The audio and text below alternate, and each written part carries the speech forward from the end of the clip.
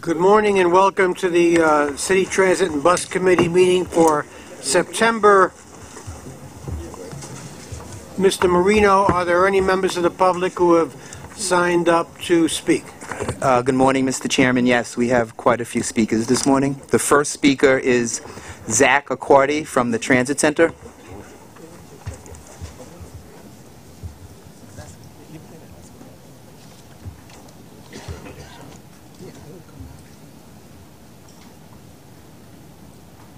Go right ahead. Good morning, I'm Zach Accordi from Transit Center, an independent foundation working to improve public transportation. I'm here to discuss the performance dashboard that will be presented at this meeting. I've not yet seen the dashboard, but my colleagues and I are glad that the MTA is following through on its commitment to releasing it. We look forward to exploring it and expect the MTA to expand on it within the next few months by adding bus and accessoride metrics. In the meantime, we've reviewed transit agency performance dashboards from across the country and around the world. We have a few observations about what makes them useful. First is that not all metrics are created equal. Metrics like excess journey time create strong incentives to improve performance, and they describe performance in a way that is relevant to transit riders and the agency itself, in stark contrast to opaque indicators like weight assessment. Second, it's essential that a dashboard display long-term trends to provide important context, not just short-term fluctuations. A one-year decline in terminal on-time performance from 69 to 65% does not communicate the same message as a 6-year decline from 85 to 65%. Finally, performance metrics are only as useful as the goals to which they're connected. The MTA Board should be setting the agency's direction and priorities, and those priorities should in turn be clearly reflected in the metrics you see reported in this dashboard. What are the MTA's goals? Operational excellence, safety, social equity, financial efficiency, customer satisfaction. A dashboard presents an opportunity for this board to measure precisely that which you seek to manage and to improve. Transit Center worked with graduate students at NYU's Center for Urban Science and Progress last semester on an MTA performance dashboard that we believe embodies some of these principles and which you can see for yourself at www.busstat.nyc. We've included screenshots from this website in the handout that we brought for you today and hope you'll take a look at what these 5 talented graduate students built in just 3 months. The MTA Board is the most important regional policy-making body in the American public transportation industry. The MTA Board and the public at large need to know that this agency has clear goals, that it knows what progress towards those goals would look like, and that the MTA is measuring and publicly reporting on its progress towards meeting those goals. The development of this dashboard is an opportunity for this board to reflect and set an ambitious agenda for New York City Transit befitting its international prominence. This dashboard could set a new industry standard for transparency and public accountability, the kind that can drive transit service quality ever upward for all New Yorkers. Thank you. Thank you, Mr. Accordi. The next speaker is Liz Patrick. Ms. Patrick will be followed by Gail Benjamin. I would like to remind all the speakers that they have 2 minutes to speak. Ms. Patrick. Hi, I'm from the East 72nd Street Neighborhood Association. At the July meeting, a few of us asked that you cancel your proposed cuts to the Upper East Side crosstown bus service.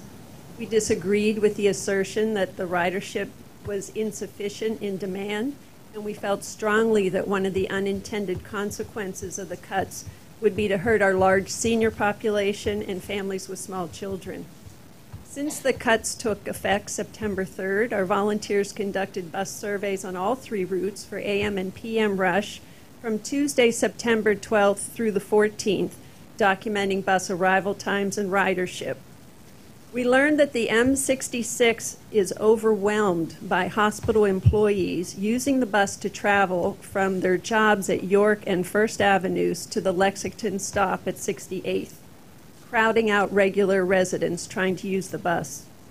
The M72 is regularly used by hospital for special surgery employees trying to make it cross town to the subway system, which is leaving our seniors standing room only.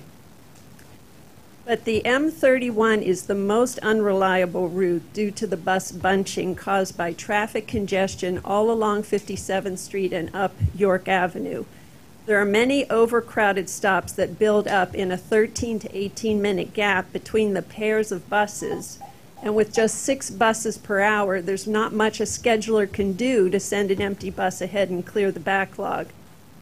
We believe the decision to reduce this bus service on the 3 crosstown routes without factoring in the commuting patterns of the Upper East Side Hospital employees and the traffic jams across 57th and York have been a major miscalculation. We need more buses per hour, not fewer. Please accept responsibility for this error and adjust the schedule accordingly to meet the needs of our community. Thank you. Thank you, Ms. Patrick. The next speaker is Gail Benjamin. Mina Greenstein will follow Gail Benjamin.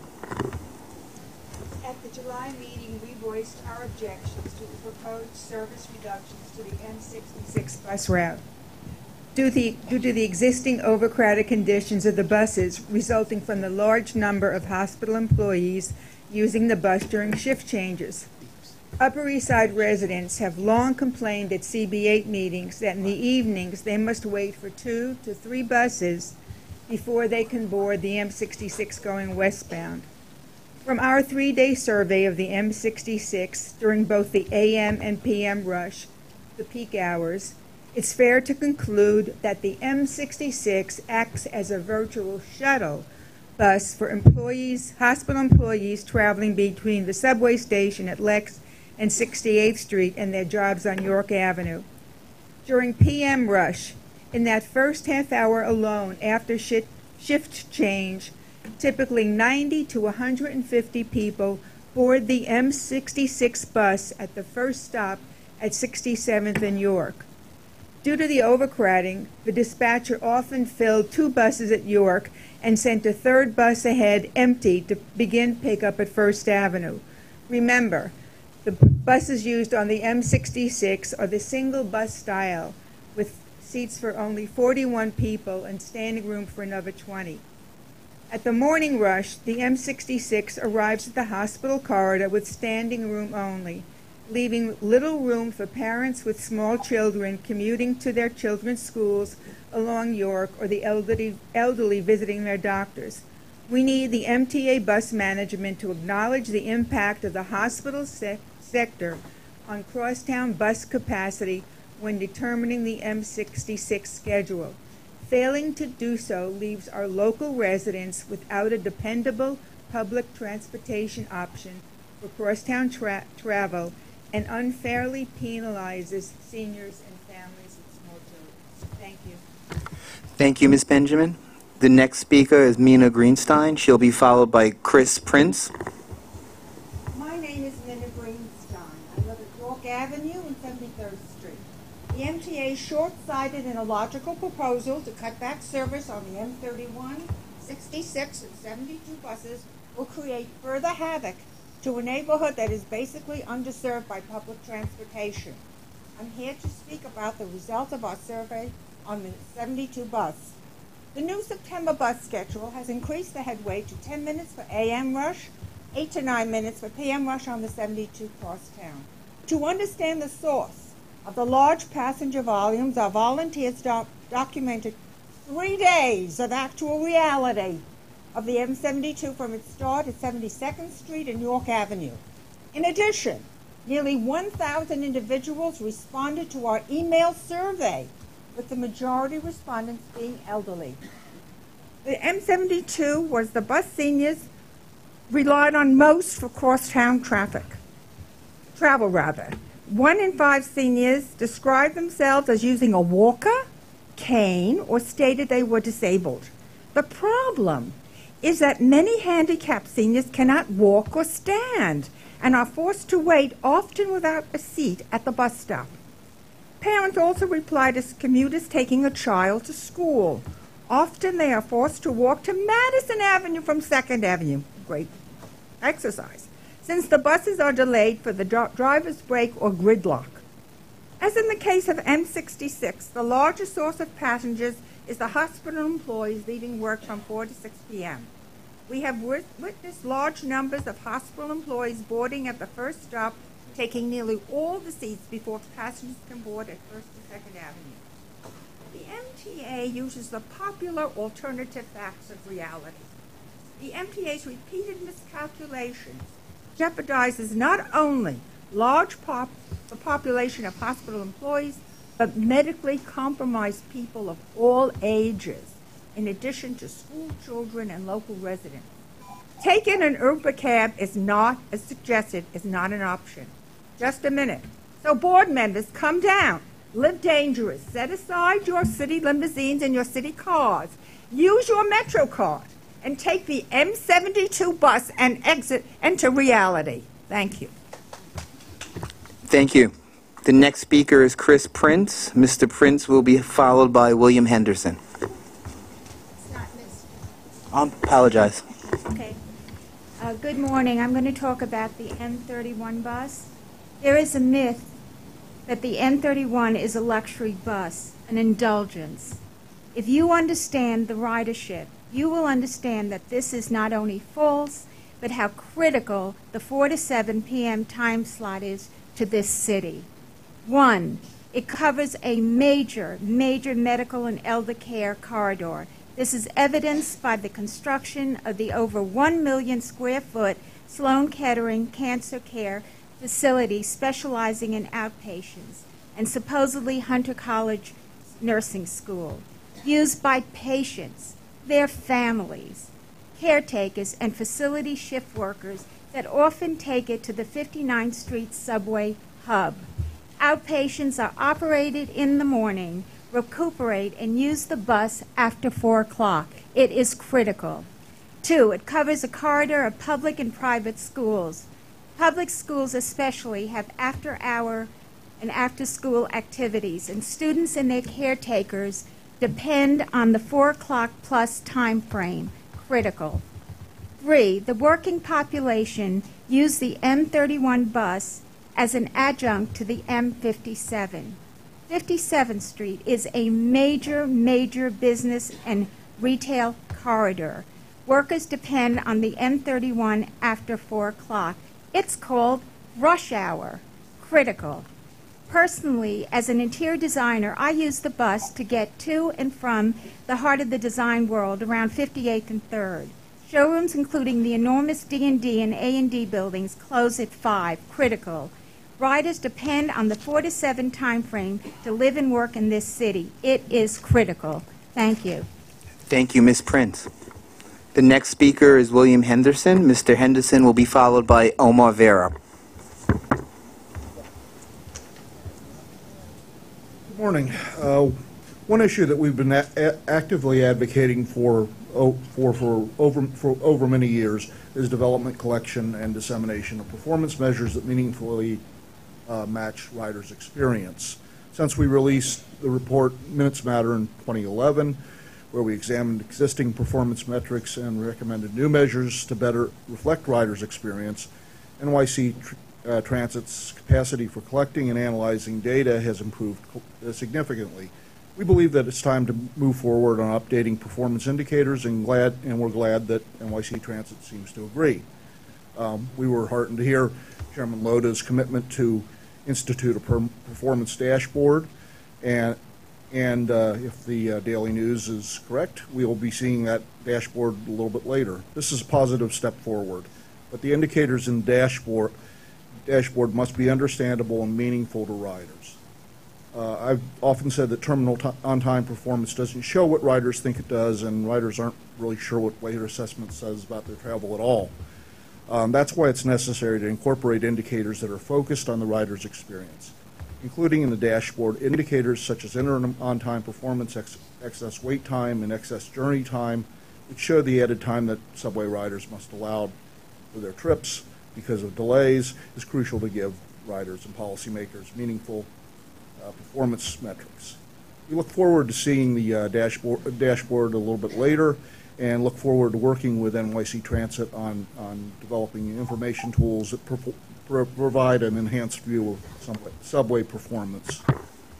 Thank you. Thank you, Mr. Henderson. The next speaker is Omar Vera, and Mr. Vera will be followed by Jason Pinheiro.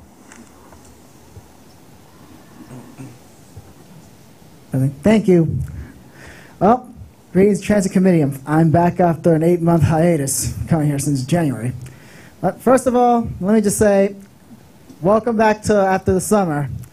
Especially welcome back the senior and the junior champions of the riders, Andrew and Veronica. Thanks for your work.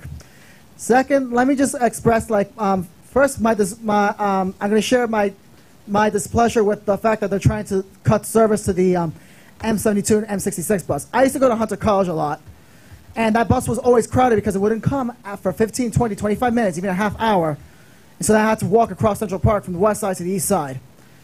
So it's not fair. Do not cut service. Instead, implement SBS on both routes. In fact, all crosstown routes should be SBS, select bus service. And some of them should have Wi-Fi because, like I said, we're in a digital age. Like this. And then another thing I like to discuss about was back on March 28th, the fire that occurred the early morning at the Museum of Natural History subway stop. I, at the time, was commuting to go to work at Google. Not for Google, but at Google, organizing the kitchen pantry, micro kitchens. And so then I had to lead my, we were stuck at 125th, and so as a result, I had to lead my assistant MK manager, who has my birthday, as well as two coworkers from St. Nicholas Avenue to Lenox Avenue just to grab the 2 and 3 to go to 14th Street. And it's not fair to me, and it was not fair to them, because they had to get up every morning to do this, well, Monday to Friday, but still. And this is one of a series of delays that occur ever since Chairman Prendergast stepped down from the MTA. Where's the accountability? There needs to be more accountability, and I'm afraid that we're going back to basically the bad old days of the 70s and 80s where this was basically regular occurrence.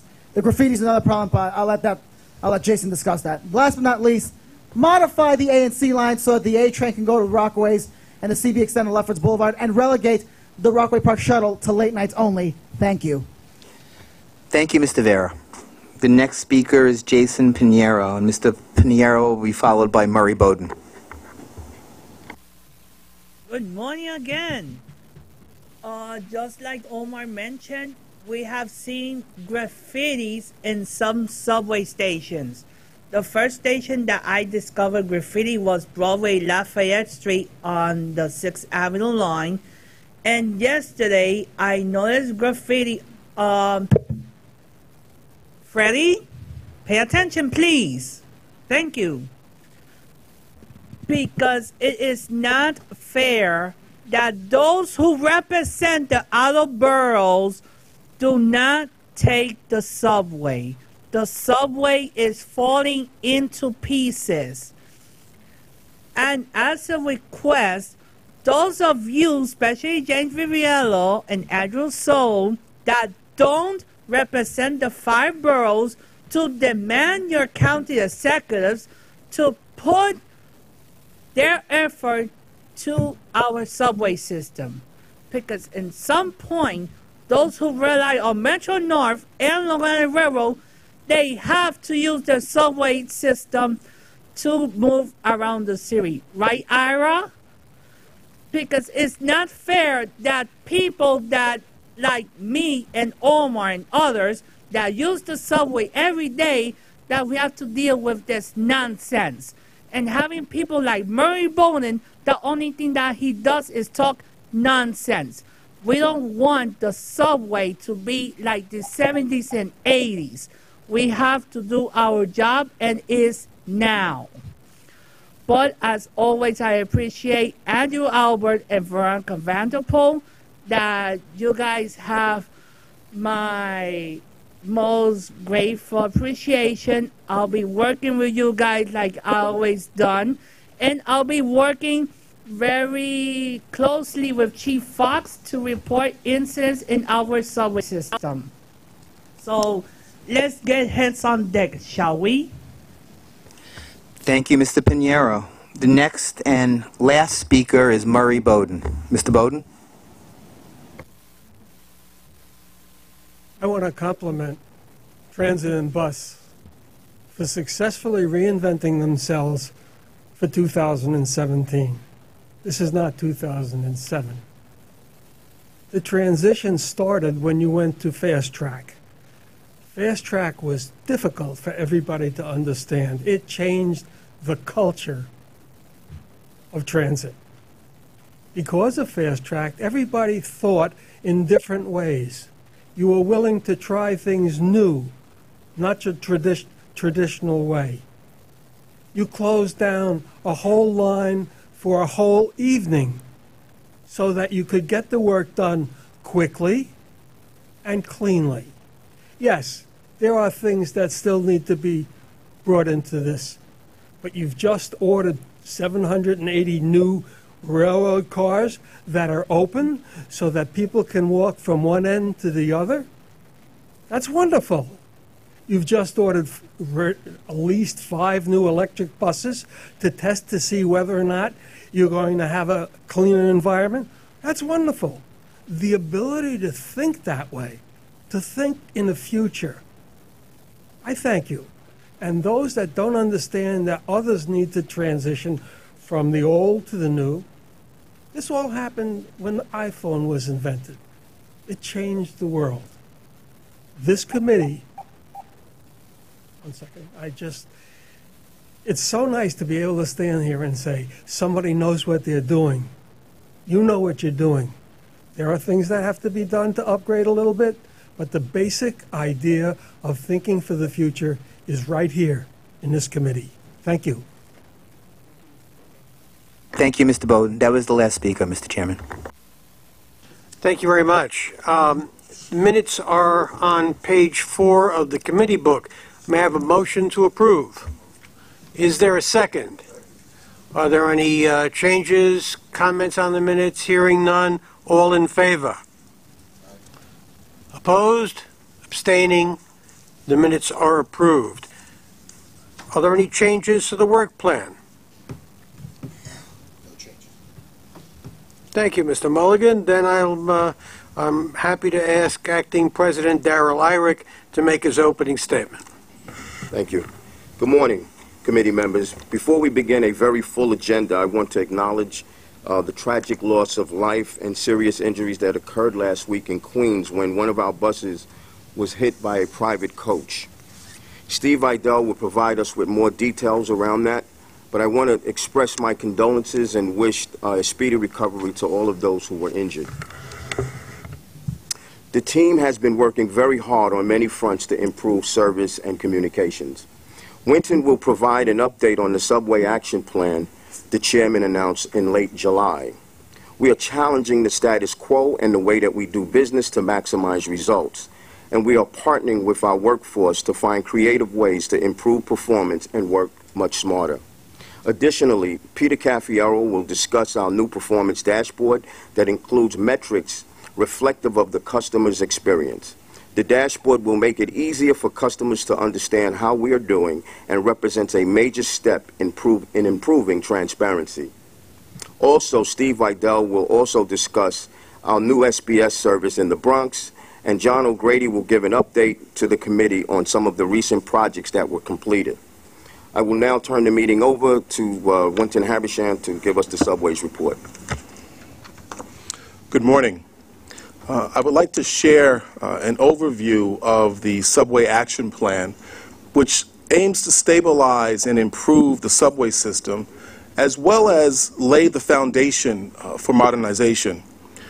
The Subway Action Plan addresses the causes of 79% of major incidents, such as signal malfunctions, track issues, failing power infrastructure, and water-related damage and corrosion, track fires, and car breakdowns. We are prioritizing work to address the most critical problems that affect most of the people first. As you can see on the heat map on the screen, the areas with the most incidents are on corridors in the Central Business District, or the CBD, and as well as clusters of incidents in downtown Brooklyn, the South Bronx, as well as Long Island City. To conduct the work, we are aggressively seeking opportunities to maximize use of existing outages and identifying where additional outages may be needed. We have started an aggressive hiring plan in support of the initiative. Initiatives target components in the system that have the biggest impact on subway service and will deliver improvements in the near term. The plan focuses on a better customer experience through increased reliability and capacity, cleaner stations, and improved safety, as well as measures to provide clear, and accurate communication to our customers. I'd like to start to highlight some of these efforts. To improve signal and track maintenance, we are expediting a signal repair program targeting the most problematic signals. We have an aggressive campaign underway to seal water leaks, more water leaks, and clear drain clogs to reduce the standing water that damages signal and track. We are installing more friction pads to improve resiliency of tracks, and we are adding in-between station track cleaning to our cleaning schedule to better clear debris and reduce fire hazards. We're also adding more combined action teams, or CAT teams, to decrease response times to track and signal incidents. As you can see, these efforts are all underway. To improve car reliability,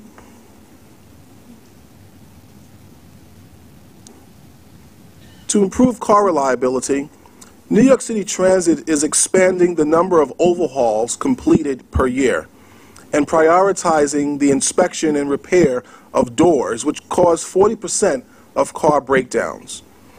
We're also adding emergency response teams to ensure faster on-site repairs when car-related problems arise en route.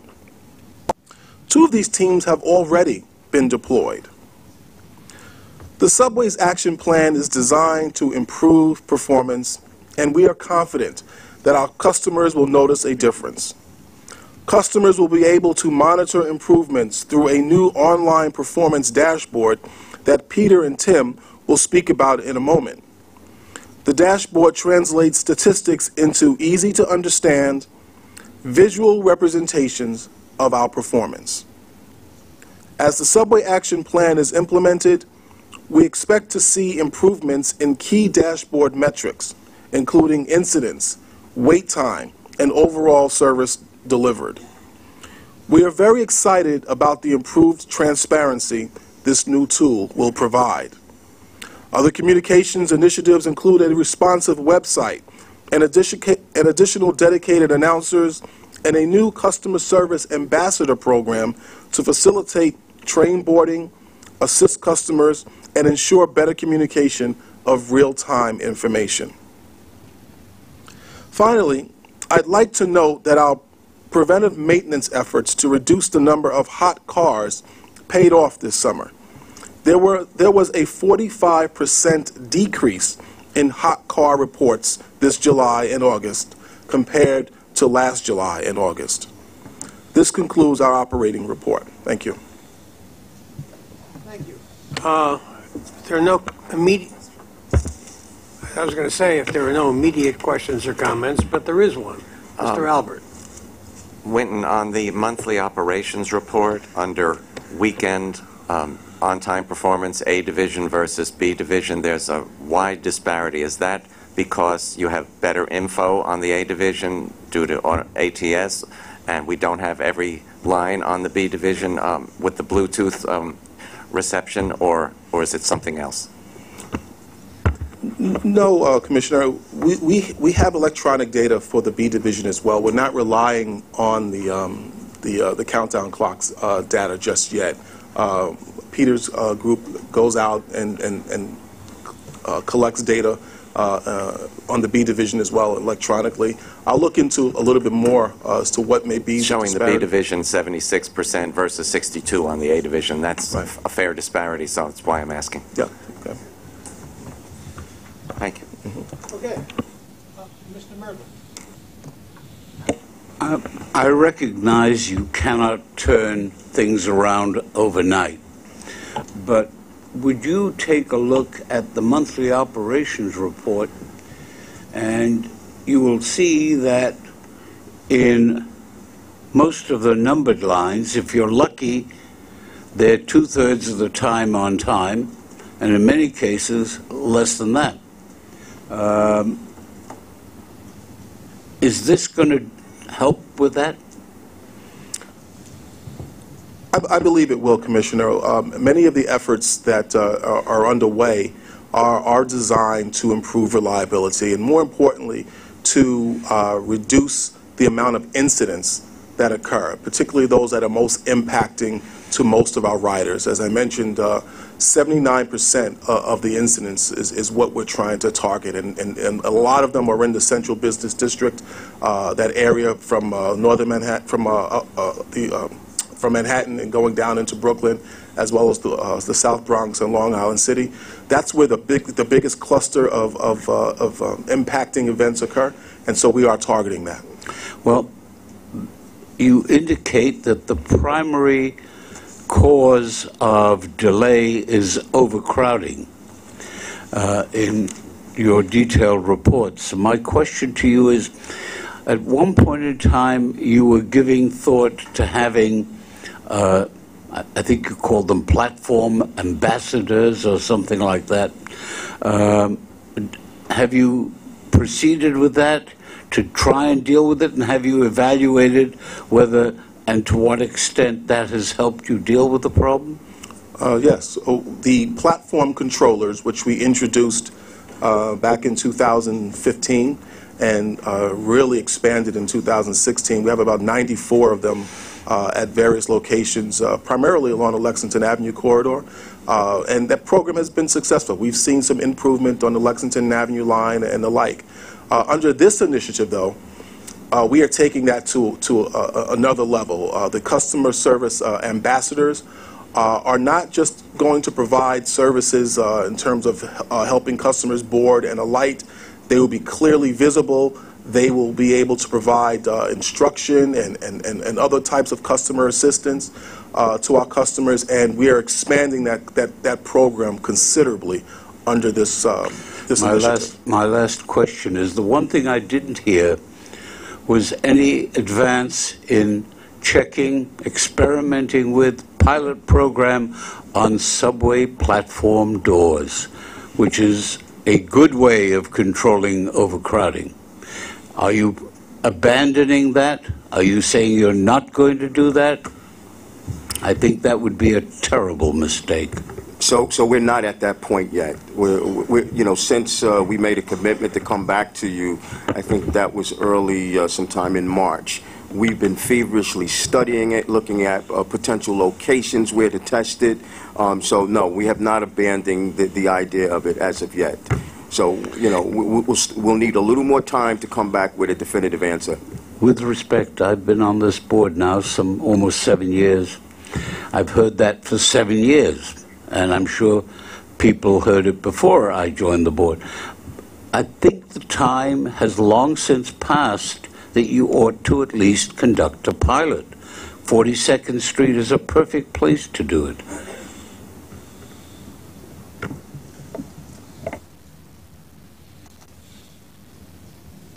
Okay. Just can I have one more question? I'm sorry. Mr. Reckler. Just in terms of the hiring, you said you've been doing a lot of hiring. Can you give us a number, like how many people? I think there was, I forget what the exact number we were targeting as part of this rollout, but just it'd be good to get a sense as to how much we've hired to date, where, and then in the future, again, making that part of the report so we can just see the progress.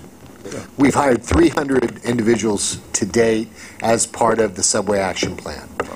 And what's the goal again? I forget. The goal was 2,700 by the full implementation of the plan. Great. Thank you.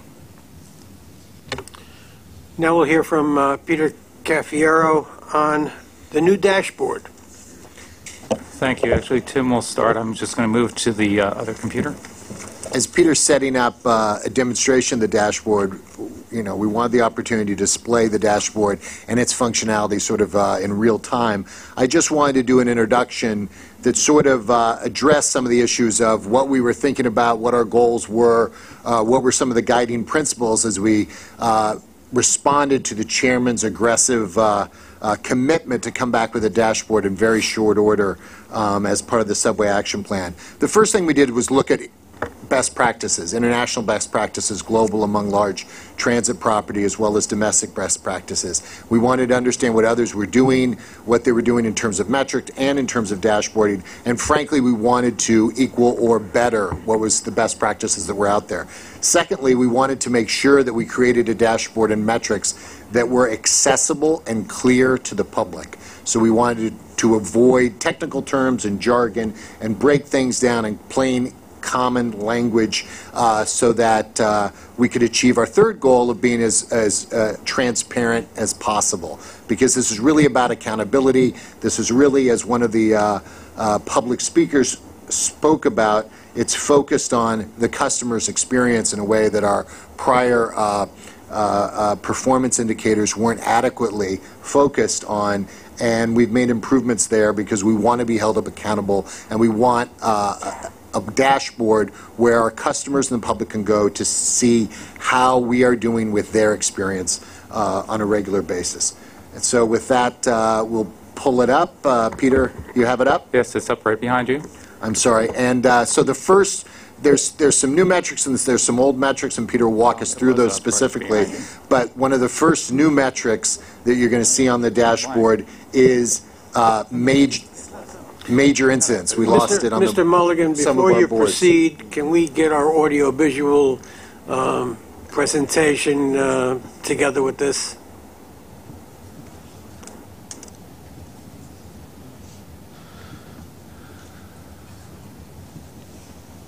Is that a yes or a no? All right, there it is. Good. Sorry about that. So major incidents you see on the screen right now. This is our first new metric. These are incidents that delay more than 50 trains, right? And major incidents are very important because not all delays are even perceived by the customers, but major incidents is the things people notice, right? Those are the blown rush hours. Those are the times you have to call home because you're going to be late for dinner, or to relieve the babysitter, or maybe have to be late at work and explain your delay and the cause of it. So major incidents are the most impactful, so we started there. We have both the trend and the history as well as the causation. Peter? Okay, so as Tim said, when you open up the dashboard, what you see is all of our major indicators on the first screen, actually over here. Sorry, just getting used to working this mouse. So the first slide, when we open up, you'll see all the indicators, and then you can drill down for detail. So on the major incidents, as was mentioned, are those which delay 50 or more trains. We generally have about, we've been running about 80 a month or so of those. Some recent signs of improvement in the last couple of months that we hope continues, and we think, as Winton was talking about before, we strongly believe that the actions that we're taking in the Subway Action Plan will lead to a decrease in these large incidents. The dashboard gives a fair amount of flexibility to drill down, which we hope to expand over time as we continue to develop this. But for example, if you want to see what the A train is doing and click on the A route, you will see how many incidents are specifically assigned to the A. And below this, if I can, we also show the causes by broad cause categories. And we've tried through this dashboard to use customer-friendly terms, standard English. So instead of persons on ROW or MDBF, things like that, that we often throw around here and forget that most people don't necessarily understand what those mean. We're trying to use more general terminology. Yo, could you please try to speak more clearly into the mic? So looking at the number 6 line, click off the A, go onto the number 6. This is a line that that did see an increase over the course of the last year. Right now we're presenting 13 months worth of data. So back a year ago to the reporting month, in this case July, and all the months in between. And so the 6 is an example of a line that did see an increase, and we are seeing some improvement as we move forward.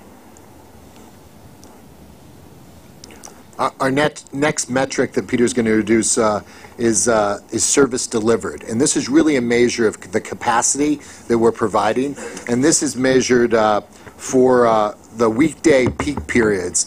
And it is the proportion of scheduled train service that actually is provided. So, you know, if the schedule calls for 27 trains per hour to reach its sort of peak, most crucial used station, how many of those trains actually arrived within that hour? How much service was actually provided to the customers? So this obviously has an impact on how overcrowded the trains were, how successful we are at moving our customers at the most crucial times of the day by getting the trains where they need to be as they're scheduled. So I'll show you two lines. One of our more challenging lines, more challenged lines, the number 5, where our service delivered has been in the 70s and 80s, compared to a line where we've done much better, the D train, where our service delivered has been in the mid to high 90s.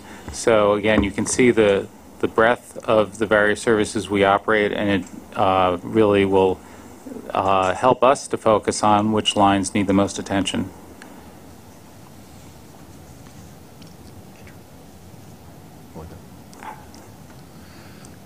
Okay, moving ahead, the next two metrics are really, you've heard them referred to by the public speakers today. They're really the two components of what is referred to in the industry as journey time.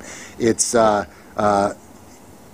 the first measurement is how much extra time our customers wait on the platform versus what they were scheduled to based on the scheduled service at that station. We call that additional platform time. The second matrix measures the same thing in time of how much extra the train trip itself took to get to the destination, and that's additional train time. So taken together, those are the two components of additional journey time. These are measures that leading academics and international transit systems are beginning to use. We looked at the other properties that are using them. I think that the methodology that Peter and Al Reddy and his team have developed for us stacks up favorably against everyone in the world here, because this is really based on our actual customers and the trips that they take, what station they start at, what station they end at, what time of day they travel, and which trains, local or express, they use. So we're measuring that cumulative experience of our actual customers with their actual trips, and Peter will take us through them. Right. I think we're really excited about this measure because it does place us in the leading edge of what the world systems are reporting. As Tim mentioned, this is a measure that was first rolled out in Transport for London, but several cities in North America are using similar customer-focused measures. The measures we've historically used, weight assessment and on-time performance, as well as the measures that we just talked about before, are measurements of trains, not people. These are measures showing impacts of actual customers and weighting towards where the customers are in the system and how they're using the system. It's only become possible for us to do this recently, particularly because of the countdown clocks that are rolling out on the B division give us the data electronically of where our trains are. We've had that on the lettered lines, the A division, for a while, but marrying that with information from MetroCard, we develop and continue to update a trip table, which basically is all of our passengers going through the system, and then on a daily basis we run that through a model using the actual day's worth of service data. And just as an example, if you and I were going downstairs to Bowling Green and you were going to Grand Central and I was going to the Bronx Zoo, it would know that you were looking for whatever train comes first. I'm looking specifically for the number 5. Assign us to whichever one of those is the first train that comes in. If we were supposed to wait 4 minutes for a train and it came in 5 minutes, that 1 minute penalty is applied to us. and averaged out over the entire system over the course of the day, what we're seeing is numbers in the range of between a minute and a half of extra wait time, which we call additional platform time. This is actually comparable to the numbers that we're seeing in other systems that are measuring this. Again, you can drill down in here to different lines and see what they are. This is a good time to point out that we right now only have historical data on the lettered routes back to March of this year, when we rolled out enough of the onboard train information to be able to get that data. On the numbered routes, we've processed data back the full 13 months, and we will continue to develop historical data moving backwards over time to fill this out. The other data point, if you go to the travel time data, so this is once you're on board the train. Did the train take longer than scheduled to get where you were going? Not to the end terminal on the line that relatively few people are going to, but your particular trip. Our average customers are traveling about 30 minutes, and so what we're seeing across all of those customers is right now about a minute to 2 minutes of additional time on the train on average. Of course, if the train is stalled in the tunnel for a long time, it's much longer. But averaged over all our customers for the month, it's about a minute to minute and a half. Again, it varies by line. So, for example, looking at the number 2, we are in above 2 minutes on that line on average. On the other hand, a line like the L train, which is our line with CBTC, it's much lower time. Oops, actually, because I didn't unclick the 2, and that's why it's right. So if you look at the L train itself, we're actually meeting our schedule, and that's our only line with CBTC, so we are much more reliable relative to our schedule on this line.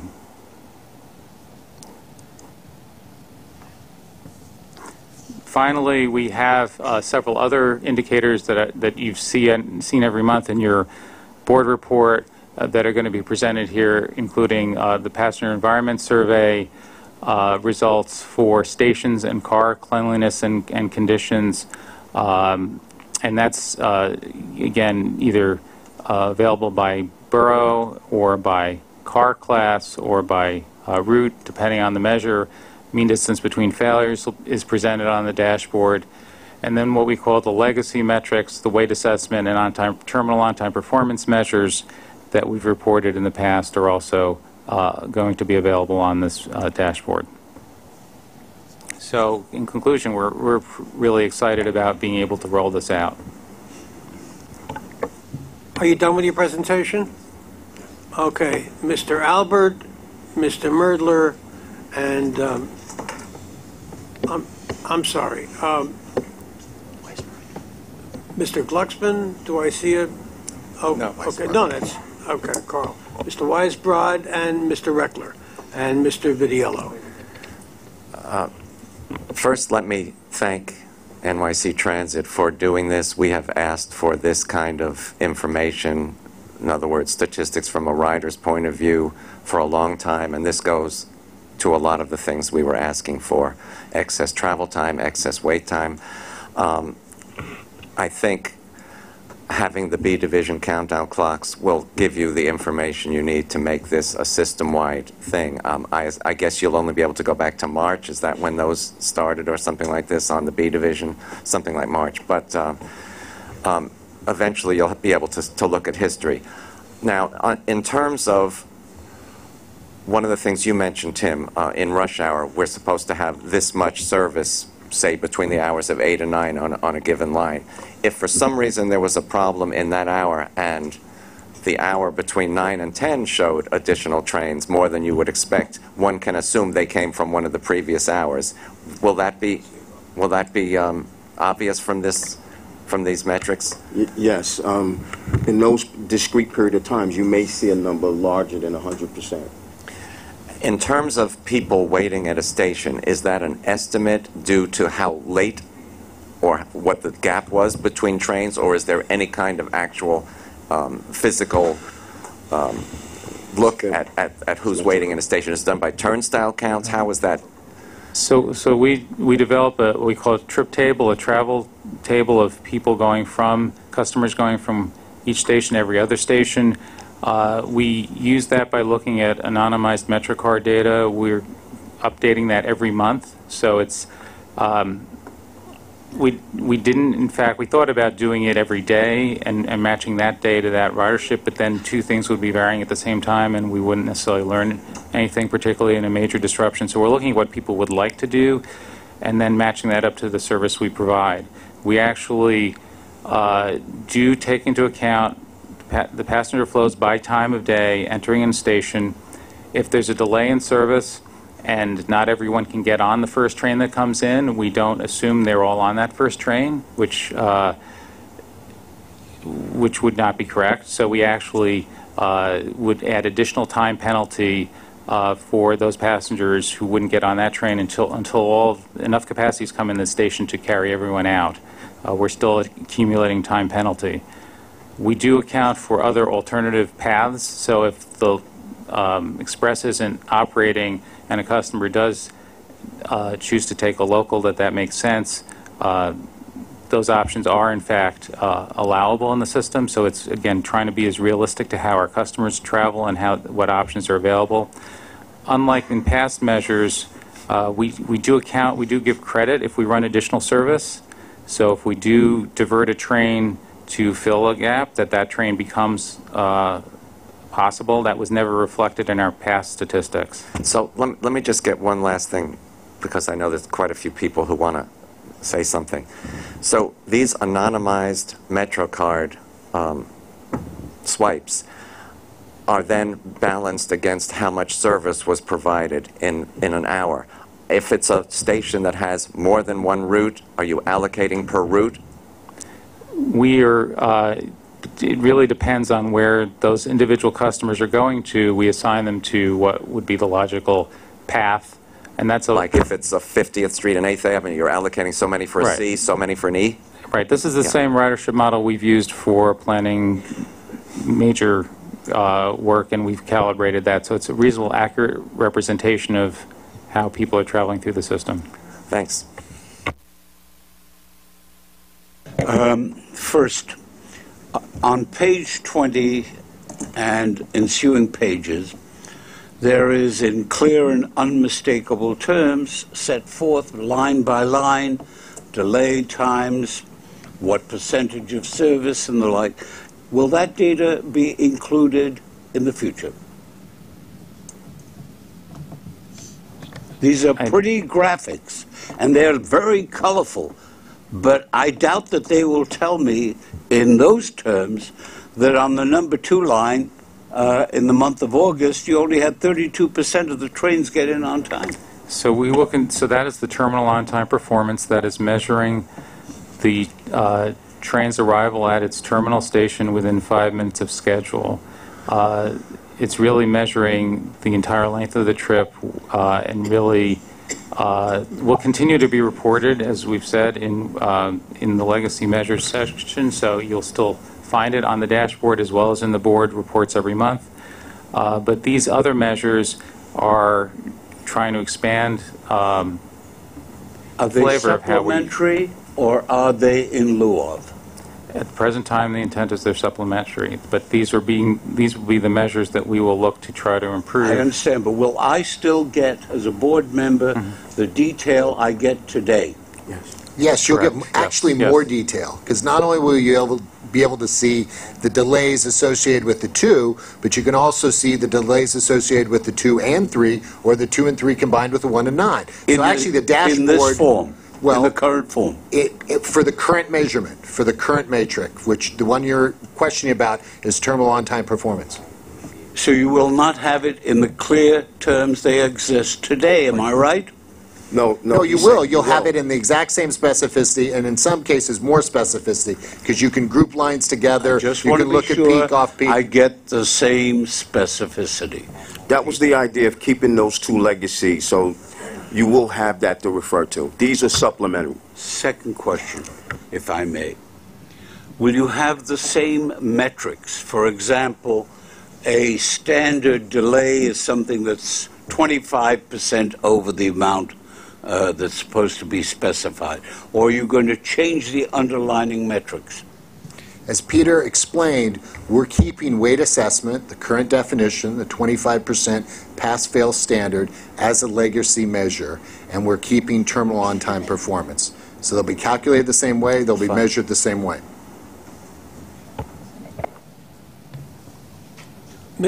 I think Mr. Weisbrod, Mr. Reckler, and then Mr. Vidiello. So I have along the same lines as Mr. Merdler. This data, first of all, I commend you on the transparency of it, the greater accuracy of it, and I think, if I understand what you're saying, the more timeliness of it. This is data through August, is that correct, that you're showing here, or through July? Right now it's through July. This is through July. This is June and July is the new data. So, okay, so I have a question along the lines of Mr. Merdler. And the material and the data that we have in our material reports to the board shows a pretty dismal report for July compared to, in terms of performance overall, compared to July 2016, and yet this data shows especially on major incidents, shows quite a significant improvement between June and July, at least going back to your very first chart. Can you explain why that discrepancy exists, and how do you compare here the July 27 substantial improvement to July 17 substantial improvement to July 16? This sort of shows June to July as opposed to year on year. I mean, it's a different measure if you're looking at major incidents versus overall delays, first and foremost. Those are two different measures. Overall delays from terminal on-time performance, as we've explained and said several times, that's not always a customer experience. There are other factors, schedule misalignment, the degree to which the schedule has been updated, how frequently that is, you're going to pick up changes. Also, it's a different time period whether you're comparing July to last July or whether you're comparing July to June. I believe, July to June, both in major incidents and delays, we see month-to-month improvement. But for the prior year comparison, I would, leave it to others. Well, just to follow, I mean, if you look at the material, just overall, if you look at the material that the reports that we got, and these reports, just as a snapshot, you come away with two very different basic conclusions about what's happening. And so my question is, are these going to end up being somewhat contradictory, somewhat more nuanced, or what? I mean, because really what you're showing here shows quite a significant change, positive change from June to July, and year on year that doesn't look very good. I think over time, as we move forward, you'll see a closer relationship. It won't be, in all cases, pound for pound. Major incidents are incidents that delay more than 50 trains, and by definition, a delayed train is a train that got to its terminal more than 5 minutes late. But if we make a significant decrease in the amount of major incidents, the thought and logic is that the number of trains reaching its terminal will also decrease. So it's two different measures, and I think it's early to tell that you would see an actual congruence of them, but I think over time, that in the coming months, you'll see that relationship. And just one final question on this. Is is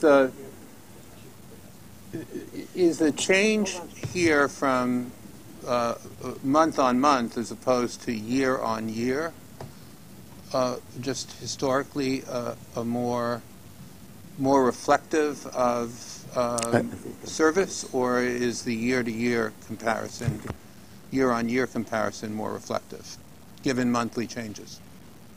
I mean, and if it's the year-on-year, could this be reflected in year-on-year? They're two different things, right? So it depends on what's the most important to you, right? One of the public speakers pointed out the need to see historical trends. So if you look at the major incidents, you can see the degradation of the reliability of our service system-wide as the major incidents increased. You see changes month to month, which may be more dynamic and move around more, and whether that's perceived an individual month to an individual customer sort of depends, right? But it's important to show the long trend as well as better data. Many of the metrics we've reported in the past have only been 12-month moving averages. We're showing monthly data, even for the older measures, to give the board and the public more accurate and timely information about how those numbers change and how they react.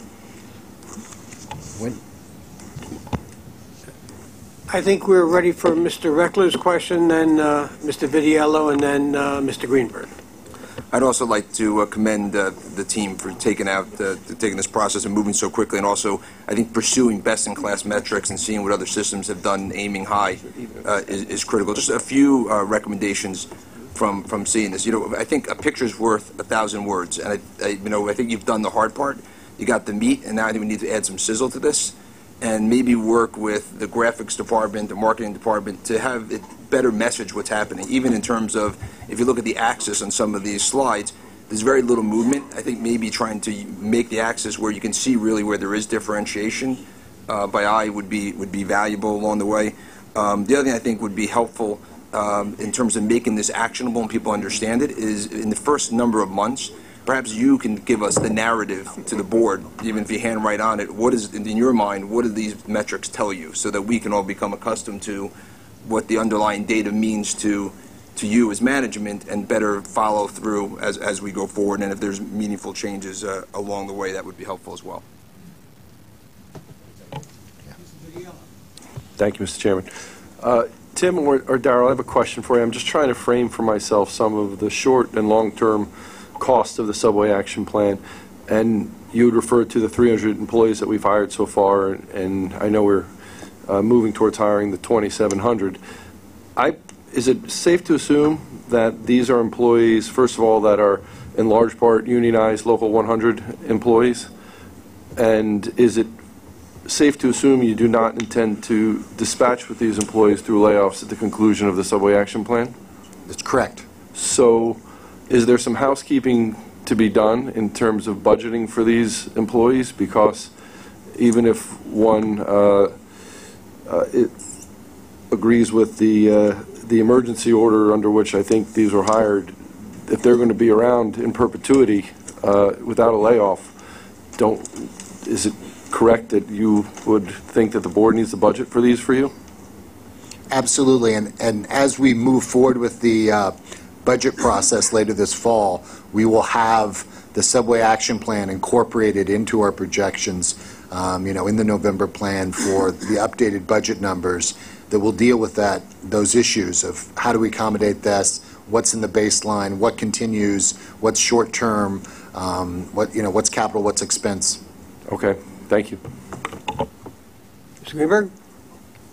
Yeah, I just want to make it clear. I think this is great. This is the kind of stuff I know Andrew and I have been asking for many, many years as part of the PCAC has been asking for more rider-oriented statistics.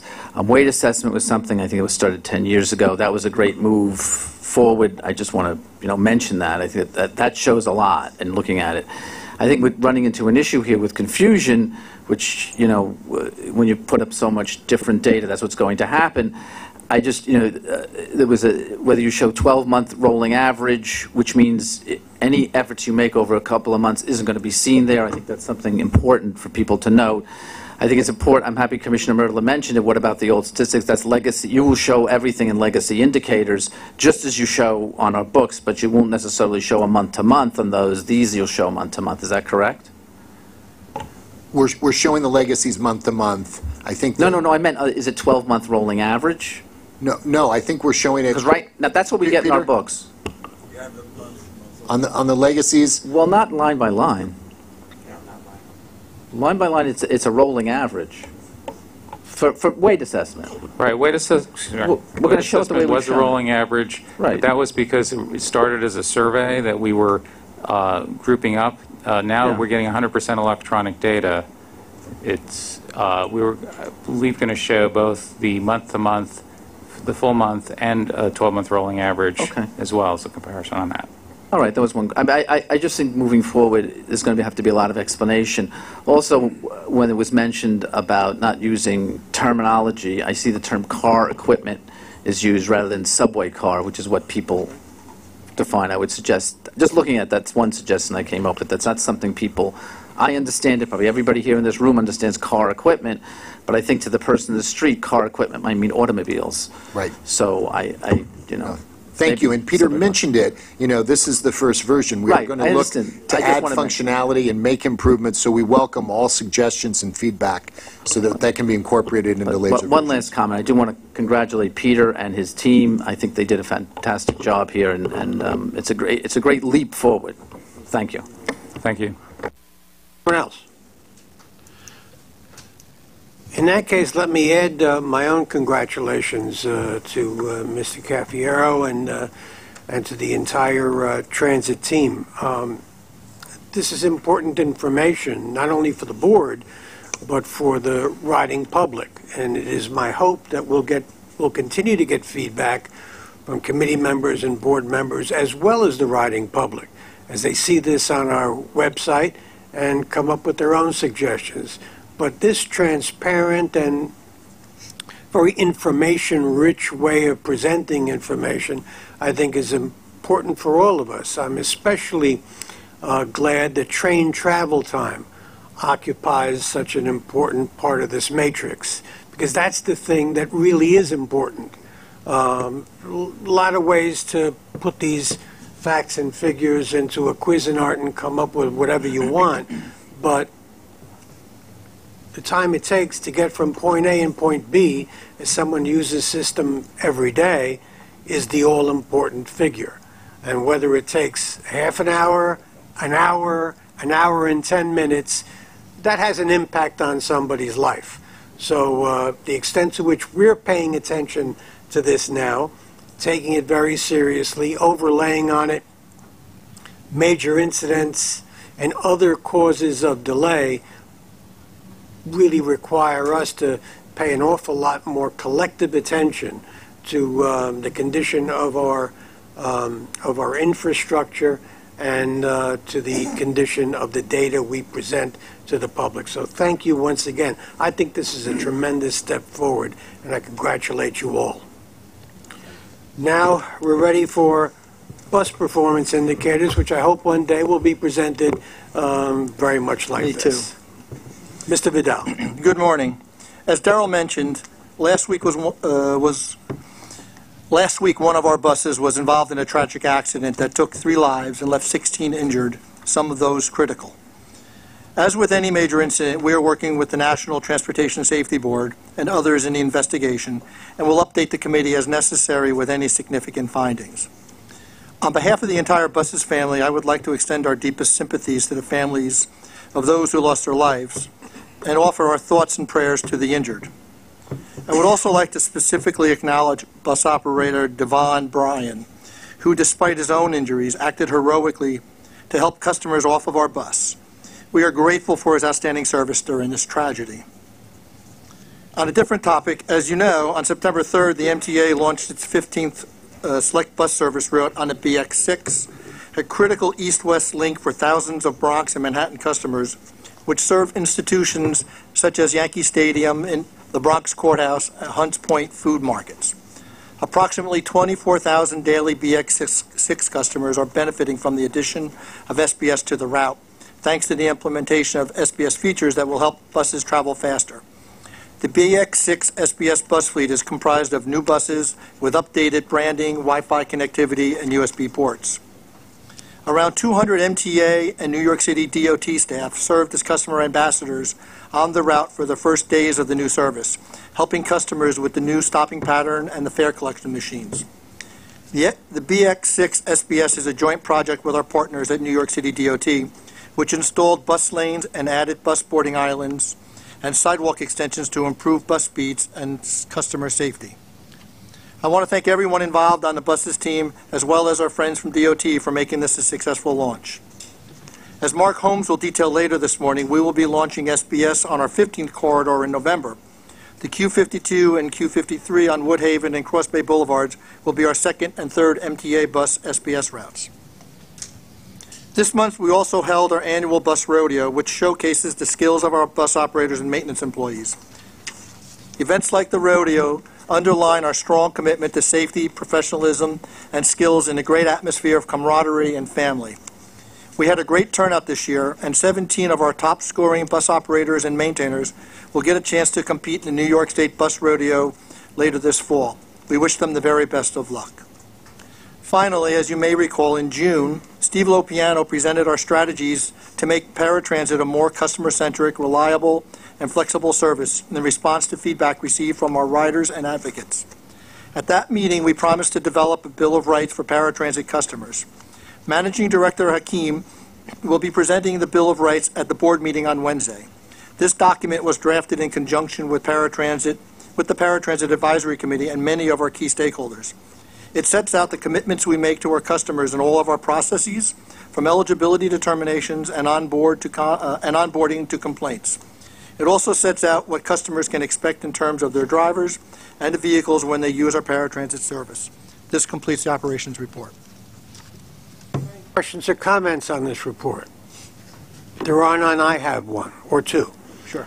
And I appreciate knowing about the progress we seem to be making in our paratransit services.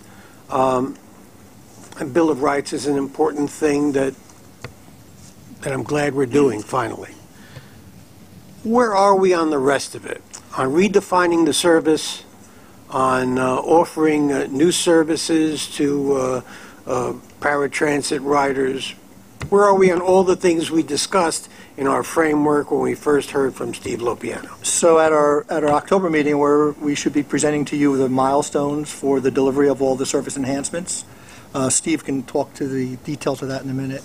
And we'll have our matrix, present a proposed matrix for measuring the performance as well at the October meeting. But Steve, you want to give some details of that? And yeah, in terms of that, when can we expect to roll out important aspects of this service? That will be reported as part of the milestone report that we'll be presenting in October. The milestones have been completed. We have the schedules all laid out. We're just looking at them now and seeing where we can trim time in terms of the procurement process and the implementation process so that we can get these projects as soon as possible. And we're reporting on that in October. Mr. Berdler. Do you train the telephone operators, the people who answer the phone? We certainly do. They go through preliminary training before they become full operators, and that takes about 3 weeks in the call center environment, where they're mentored and their calls are overseen so that wherever they make wherever they make mistakes or their call customer relation skills need to be adjusted, we deal with that. They also receive annual training, and any call center agents that we continuously monitor their performance, like randomly. There are supervisors that tap into all their calls. Wherever we see certain call agents that need reinstruction, we do that on an ongoing basis. Because among the most frequent complaints I hear are the responses of the people that answer the phone, who I understand are under great pressure, time pressure and otherwise, and stresses. But time and again, as I've pointed out to President Eric, I hear reports, especially from the Bronx responses of people who are just out and out rude? Well, there certainly are instances where our call center agents are less than responsive to our customers. As you know, we record every single call that comes into our call center, and when we review that data based on a complaint that comes through to us or on our individual monitoring of call data, we take immediate action, which could be disciplinary action or dismissal, depending on the nature of the infraction. Good. Thank you. If there's nothing else, I think that concludes the operations report. Let's move on to safety and Cheryl Kennedy. Okay. Turning to the first grid on safety performance, results were as follows. With the exception of fires, all items discussed refer to rates. Subway customer accidents increased when comparing the 12-month period of July 2016 through June 2017 with the prior 12 months, mostly due to slip, trip, and fall incidents. Subway fires had a slight increase when comparing August 2016 through July 2017 with the prior 12-month period. However, over the past 3 months, May to July, fires have been down. 99% of the fires reported for the 12-month period were low or average severity. Bus collisions and collision injuries were down when comparing August 2016 through July 2017 with the prior 12-month period. Customer accidents were slightly higher when comparing them for the same period. Employee lost time accidents for the 12-month period ending July 2017 decreased approximately 16% compared to the previous 12 months. As noted on the second grid on leading indicators, progress toward the goals continues and we do not foresee any issues or barriers to achieving our reported goals. That completes the safety report. As the minutes sort of reflect, at the last meeting, I raised the question as to the 168th Street and 181st Street stations on the number 1 line to inquire as to what steps were being taken to provide optimal egress. You will recall we had a smoky fire in that area. That was kind of fun. You will recall that we had a smoky fire in that area and hundreds of people were depicted standing on the platforms.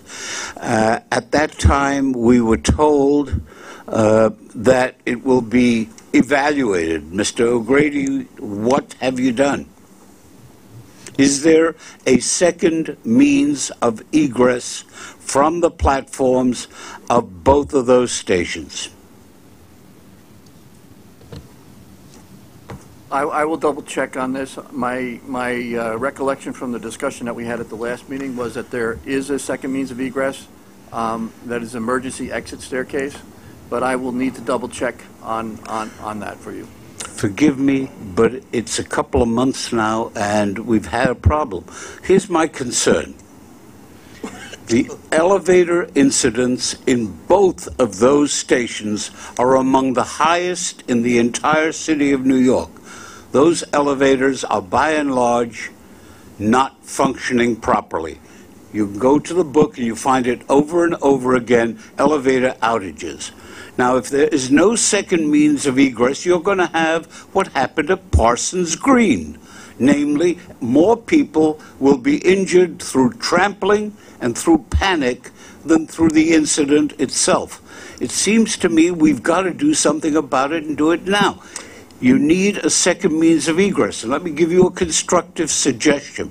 When you get on a plane, they tell you right away, in the case of an emergency, lights go on to point your way to the second means of egress. Are we doing that? Do we have that facility? If I may, John and Commissioner, at that station at 168th Street, we do have an emergency exit.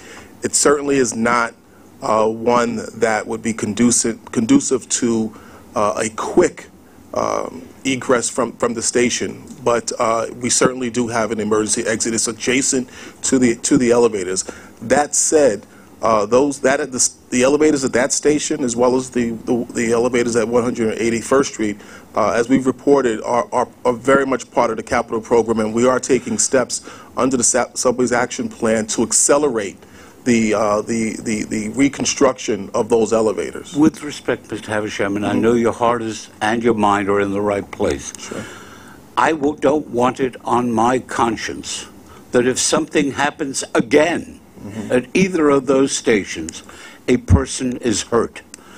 The point I am making to you in the first instance is any building commissioner and any building official will tell you a second means of egress that is functional, that is active, and that works cleanly and clearly is an absolute mandate for the operation of a building. I want to be damn sure that we have a clean, clear means of egress, a second means, and that it is lit in a way that people can get out. And while I'm on that point, let me ask you the further question. At a time when we are concerned about issues of terrorism and the like, what are we doing to police the sufficiency of the egress at all platforms and at all stations? I know that the transit police check it regularly, and they check to make sure the alarms are working perfectly. What are we doing? Do we have a protocol to check on that? We have supervisors who regularly go through all of the stations. We certainly encourage our employees and train our employees to report on activity that may be suspicious or problematic. May I beg you, and I mean this quite literally, may I beg you to try and put together a protocol that we make sure that the egress areas of every single platform in the city of New York has some period of inspection to make sure that the means of egress are clear, that they're marked, that they are safe, just as the police department, to my knowledge, does it on a regularized basis. We can't afford to do it in this day and age in any other fashion. Let me ask a follow-up on Mr. Merdler's previous question.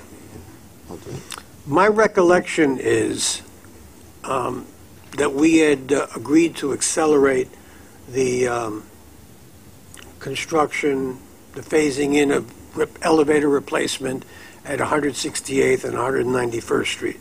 I don't think I'm hallucinating. Where are we on that particular commitment? What are the timelines as we understand them today? John, you want to take that? Sure. We accelerated the design for an award in November of this year, and we've compressed the construction schedule such that 168th Street will start first, and it'll be followed by the other two stations, 181st and 191st. And in the interim, to that point, Subways Department has deployed extra resources there to diminish any downtime that when an elevator does fail. But to your initial question to Mr. O'Grady, I'd like to get back to you within 24 hours in writing to the board in terms of what the area looks like in terms of the emergency egress. Darrell, I much appreciate it. I would also like at some date when you and your colleagues have the opportunity, I'd like to see a protocol, a written protocol that every single employee in the system knows that tells me this station's egress is being inspected once a week or twice a month or whatever, but that there's a written protocol, not just we all look at it, but let's know what we're doing. I don't disagree. There's just two separate things. I just want to get back on our commitment. I appreciate that. Yeah, okay. I really do. You got it. Okay. Mr. Albert and then Ms. Vanterpool. Cheryl, this question is for you. The cause of the fires that we're seeing in our book? Yeah, majority of them are right-of-way debris fires. But as I indicated, the last 3 months, May through July, they were down. They were down about 9%. So I know that Subways is working hard on picking up the debris and put in their program to Debris decrease could fires. be litter that Yes. folks have done, or it could be things that have fallen from Yes. somewhere else. Yes. Poole. If we may go back to the operations report, I have a question for Mr. Vidal. Local Bus has posted, as is noted in the committee books, the largest decrease in service, 5.9% decrease from July 16 to July 17. And you all had presented a series of improvements and a larger examination of the bus system and many of the measures you all were undertaking to improve that, recognizing this very steady decline in bus service. And I've asked for a timetable for some of those measures. Obviously, some of them are very evident. We have seen successive additions of select bus service, for example, and we've seen improvements to the M5 and the M55. But there were some other measures that had been discussed that we've not yet seen a timetable for. So if that might be presented perhaps at the next committee meeting. Thank you. Yep. Okay. If there's nothing else on safety, we'll go to crime report. Chief Fox. Good morning. Good afternoon. Am I on? Can we hear this? I'm pleased to report that since we last met, New York City transit system has experienced a decline in total number of major felonies. For the month of July, transit crime fell 9.4%, with 18 fewer incidents during the month. The reduction was driven by declines in robberies, grand larcenies, and felony assaults. During August, overall transit crime continued to decline, down 15%, thanks to a substantial decrease in grand larcenies. There were 49 fewer grand larcenies for the month, a 31% reduction. August saw slight increases in robberies and felony assaults, but overall crime declined a further 15% for the month, with 183 felonies, 33 fewer than August of the previous year. The year-to-date number of major felonies per day has decreased also from 6.5 to 6.4, and the year-to-date decline in robberies has brought the average number of these incidents each day down from 1.4 per day to 1.2. Total violent crimes, murder, rape, robbery, and assault combined, remain down year-to-date in transit with a 5% decline. 36% of the total major felonies were committed in Manhattan this year, 30% in Brooklyn, 19% in the Bronx, and 15% in Queens. I want to take a moment to correct some misunderstandings about our enforcement of littering violations. Recent assertions that littering enforcement has declined significantly. Chief, could you please speak more directly into the mic? How's that? That's great. Thank you. I'd like to take a moment to correct some misunderstandings about our enforcement of littering violations. Recent assertions that littering enforcement has declined significantly are misleading and do require context. The degree to which litter has affected the subway system has fluctuated over the years. This was the case during several of the years for which we have provided littering enforcement numbers. For example, in 2013, a policy was wisely instituted that there's a $1 surcharge for newly issued Metro cards. Prior to this, subway system floors were covered with used Metro cards, and our officers routinely caught people illegally discarding the valueless fare media.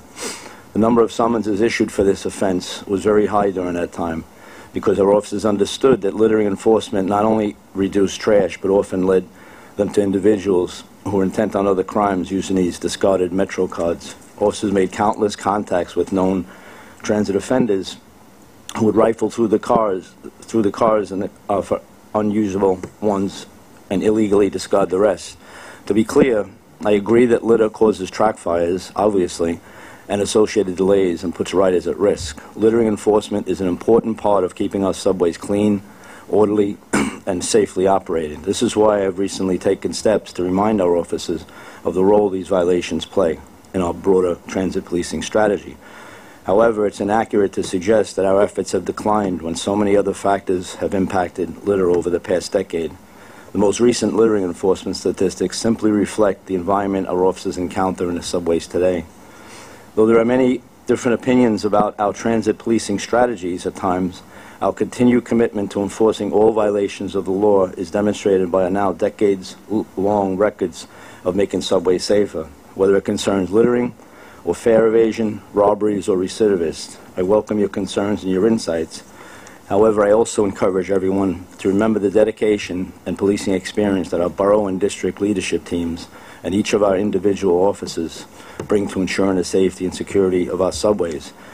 For example, this year in March, we, having had 2 years of reduction, we spiked up a significant number of crimes, and we were able to figure out that was attributable to 2 or 3 known pickpockets and sleeping passenger perps, taking people while they're sleeping. So we were able to shift gears, putting more officers in plain clothes, changing hours, putting more on trains, and we were able to make some significant arrests that has us a year-to-date reduction now. The decline, that increase has decreased since those arrests were made.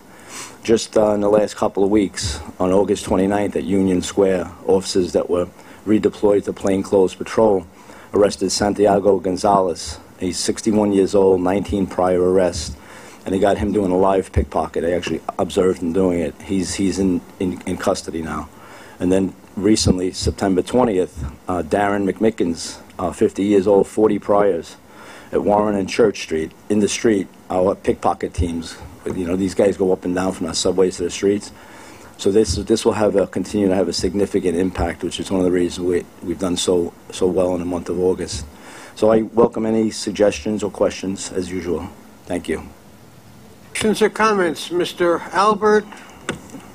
Oh, and then Mr. Merdler. And Mr. Trottenberg. Oh, I'm sorry, Commissioner Trottenberg as well. Chief, thanks for coming and giving us your usual great report. I have a question for you. At some point today, we're going to be asked to raise the rate for litter from $50 to $100, and they gave a list of New York City Transit rules and violations, and one of them is entering restricted area. And there's a slight $50 fine for entering restricted area. And I'm thinking to myself, we once talked about the IESS system for tunnel security, and a tunnel is definitely a restricted area. Should we have such a low fine for something like that? I mean, shouldn't there be a real message? You don't go into a restricted area? Well, I'll leave the actual fine up to the people who adjudicate the case, whether it's the adjudication board or. But we enforce these laws accordingly. We just had, sadly and tragically, a 13-year-old boy in Brooklyn a couple of weeks ago who was surfing, riding the outside of a train, who wound up getting struck by one of those very signs that says restricted area, and he's got serious brain injury. It just seems to me that we ought to be paying attention to who wanders off into restricted areas. Oh, we certainly especially do. in today's day and age. We certainly do. We have a lot of robust measures, as Mr. Mulder was saying before, with inspections of these areas and as well as observation and cameras.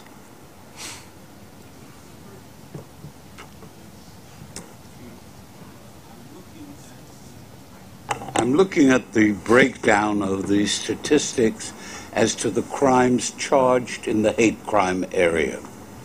And it looks to me like 17 of the 44 categories went beyond hateful words or symbols to physical crimes, such as to lead to aggravated harassment, assault, menacing, etc.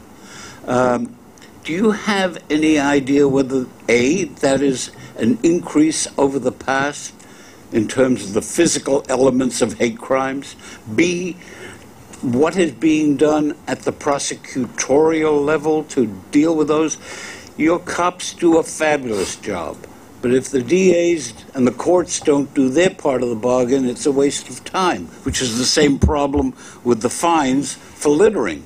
My point being, do you have any idea what the arrest data is on this, what the conviction rate is on any of this stuff?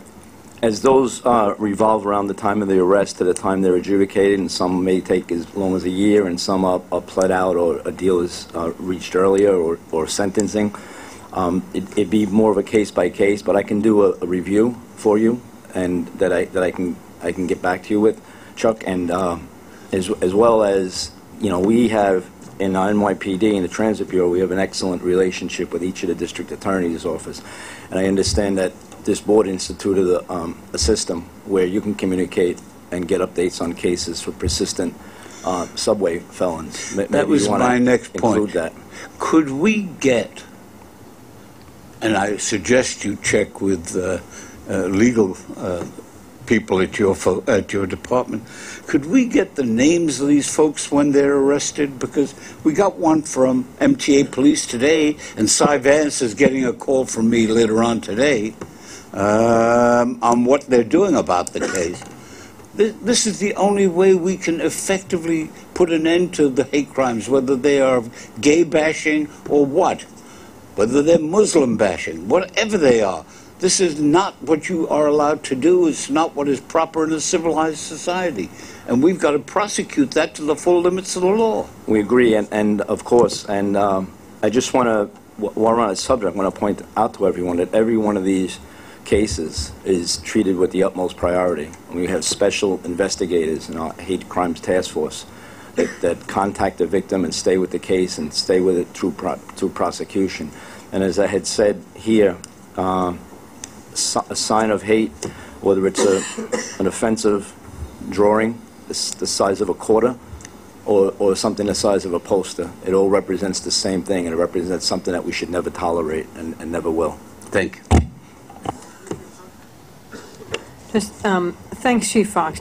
I just want a couple more questions about how the new fine works. Because I think certainly, I know from the city's point of view, we very much support the idea of getting the litter off the tracks. It's become a big problem. But we've also had a concern of making sure we're not over-criminalizing activities down there. So can you just be a little clear about how this is enforced? Littering summonses, most of our enforcement, if it doesn't lead to an arrest or a desk appearance ticket, is a TAB, which is a Transit Adjudication Bureau notice. So one who is given a TAB, those are civil in nature, similar to the direction that the city has gone to decriminalize a number of offenses, such as urinating and drinking in the street. So officers are now encouraged, when appropriate, to give someone an oath violation. And that's something where we're keeping them out of criminal court, so they return, and it's an administrative penalty. So littering has also an administrative penalty, subject to a tab. Thanks. Just one other comment. I think someone mentioned the list of all the offenses and what the different fines are, although I think it's perfectly fine to increase the fine for littering. It might be worth looking at the whole list, because it seems like the dollar amounts assigned to each offense are sort of random at this point. Yet we only collect 40% of those fines that are levied. Mr. Greenberg, and then Ms. Vanterpool again. Okay, very, very quick. On some of these offenses that are finable, I mean, I guess we'll get to a bigger discussion later, or maybe we won't, but some of those things are actual misdemeanor crimes or violations. I mean, people could be arrested for trespass. In some cases, I would think you do that and not necessarily give out the fine. The idea of the Transit Adjudication Bureau is a minor offense, somebody who's, maybe whatever, didn't trespass in a sensitive area, you just want to give them the ticket and send them on their way. Is that, it's up to the officer's discretion or a sergeant? With certain offenses, and trespass is not one of them. Like trespass in the street would be a criminal court summons. Somebody entering a lobby of a building, they don't belong there, right, and they're cited. And we don't have a lot of trespass summonses. We have what fits under our tab. So our most common tab would be for theft of services. Right. Okay. All right. And just to follow up on the hate crime, I was very happy to hear that you're following up on that. And I know it's a special concern of Commissioner Merdler's, also mine. I think that these things show a certain unwelcomeness from some people towards other people in New York. And New York, as we know, is a place where we want people to feel that they're welcome here and belong here. So I think it's very important.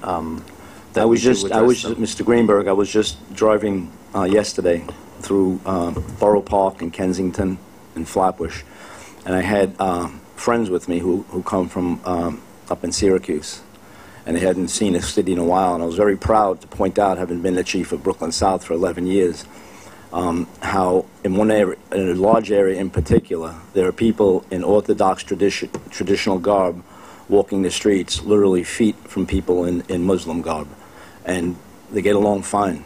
And incidents of hate crimes is an indicator of something that we have to step on quickly and passionately. Especially in a subway, where I think it's a reflection of New York City culture, and I do think people generally get along in our subway system, despite how crowded it is and how difficult the environment can be. And on Thank that you, note, Chief. thanks, Mr. Greenberg. And on that note, we've actually, if you remember, there was a significant increase in assaults in the beginning of the year. We're actually only up by 3 assaults now, and those all are taken seriously. Thank you. Thank you. Ms. Vanterpool.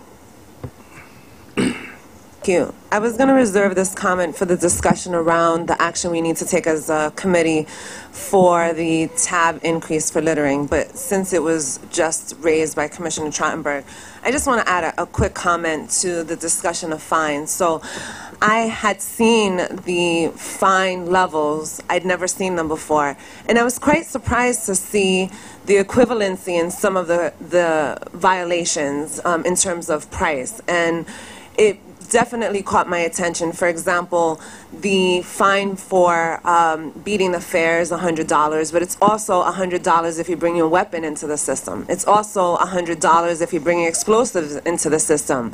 It's $75 if you're riding on the outside of a subway car or a bus. And while I understand particularly not wanting to discourage fare beating, I think several commissioners and other members of the public have raised the issue of, particularly Commissioner Jones, have raised the issue of criminalizing poverty, etc. I think my overall comment is really about, as Commissioner Trottenberg suggested, perhaps revisiting all of these fine levels, and really, if we're trying to discourage certain behavior that is costly in terms of human resources, life, personnel, etc., really start affixing some very difficult or very hefty fines to things like bringing a weapon into the system, and then revisiting other fines that issues have been raised regarding equity. Again, I applaud and encourage and appreciate the police department's efforts to discourage all of these illegal activities, including beating the fare. But I do think that there is an inequity inherent in this fine structure that we should be looking at. There's no reason why jumping the turnstile elicits the same fine as bringing a gun or bringing a bomb into the network. Well, thank you, Ms. Vanterpool. But I just want to point out that one of the things I'm proud of our 6 years together is the collaborative, great relationship with the MTA and Transit and our Bureau. So, of course, we'd be open to any discussion as far as fine levels. But I do have to clarify that the encounters we have with people with weapons are the penal law definition of what a weapon is. And no one's given a tab for possession of a penal law violation weapon. That in most all cases they're arrested. I'm not sure what that category would cover. That's not a penal law. I'm thinking maybe it's a box cutter for somebody who uses it for work. Maybe a transit regulation. I don't see too many of those. And of course, so it would not cover a firearm. That's definitely an arrest, as would be an explosive.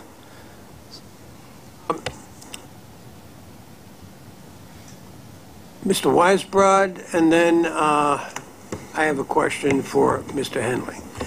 Just on this whole issue, just a point of clarification. My assumption is, looking at the fine chart, that there is a maximum as to what this board can in fact impose as a fine, and is that in fact $100? Or is it within the legal jurisdiction of this board to impose higher fines on certain matters if we so choose? Commissioner Weisbrod, by statute, the maximum fine or civil penalty under the TAB statute is $100, putting aside some additional charges if someone fails to respond, but the maximum level of fine is $100. So just to the point that both Ms. Vanderpool and Commissioner Trottenberg raised regarding the equity and the limited range really we have, is would it be possible to go back to the legislature to get an increase in the amount of certain kinds of fines for certain kinds of offenses, so that the current inequities that are apparent in the limited fine structure we have could be reduced? There have in the past been proposed legislative reforms that I think have included raising the $100 maximum in the statute. We can get back to you, and I believe we have sought that before. Thank you. Finally, I have a question for Mr. Henley. Having mentioned the issue of recidivism, can we expect a progress report on where we're at on prosecutions, identifying all the other metrics by next meeting? Certainly. There's a report in your book that's the quarterly update, but we can do a presentation if you'd like. I think that was the intent when we started this, that we have a full-blown presentation to be part of our agenda. Appreciate the metrics in the book, but there's an awful lot more to discuss. Can we anticipate that for October? Certainly. Thank you.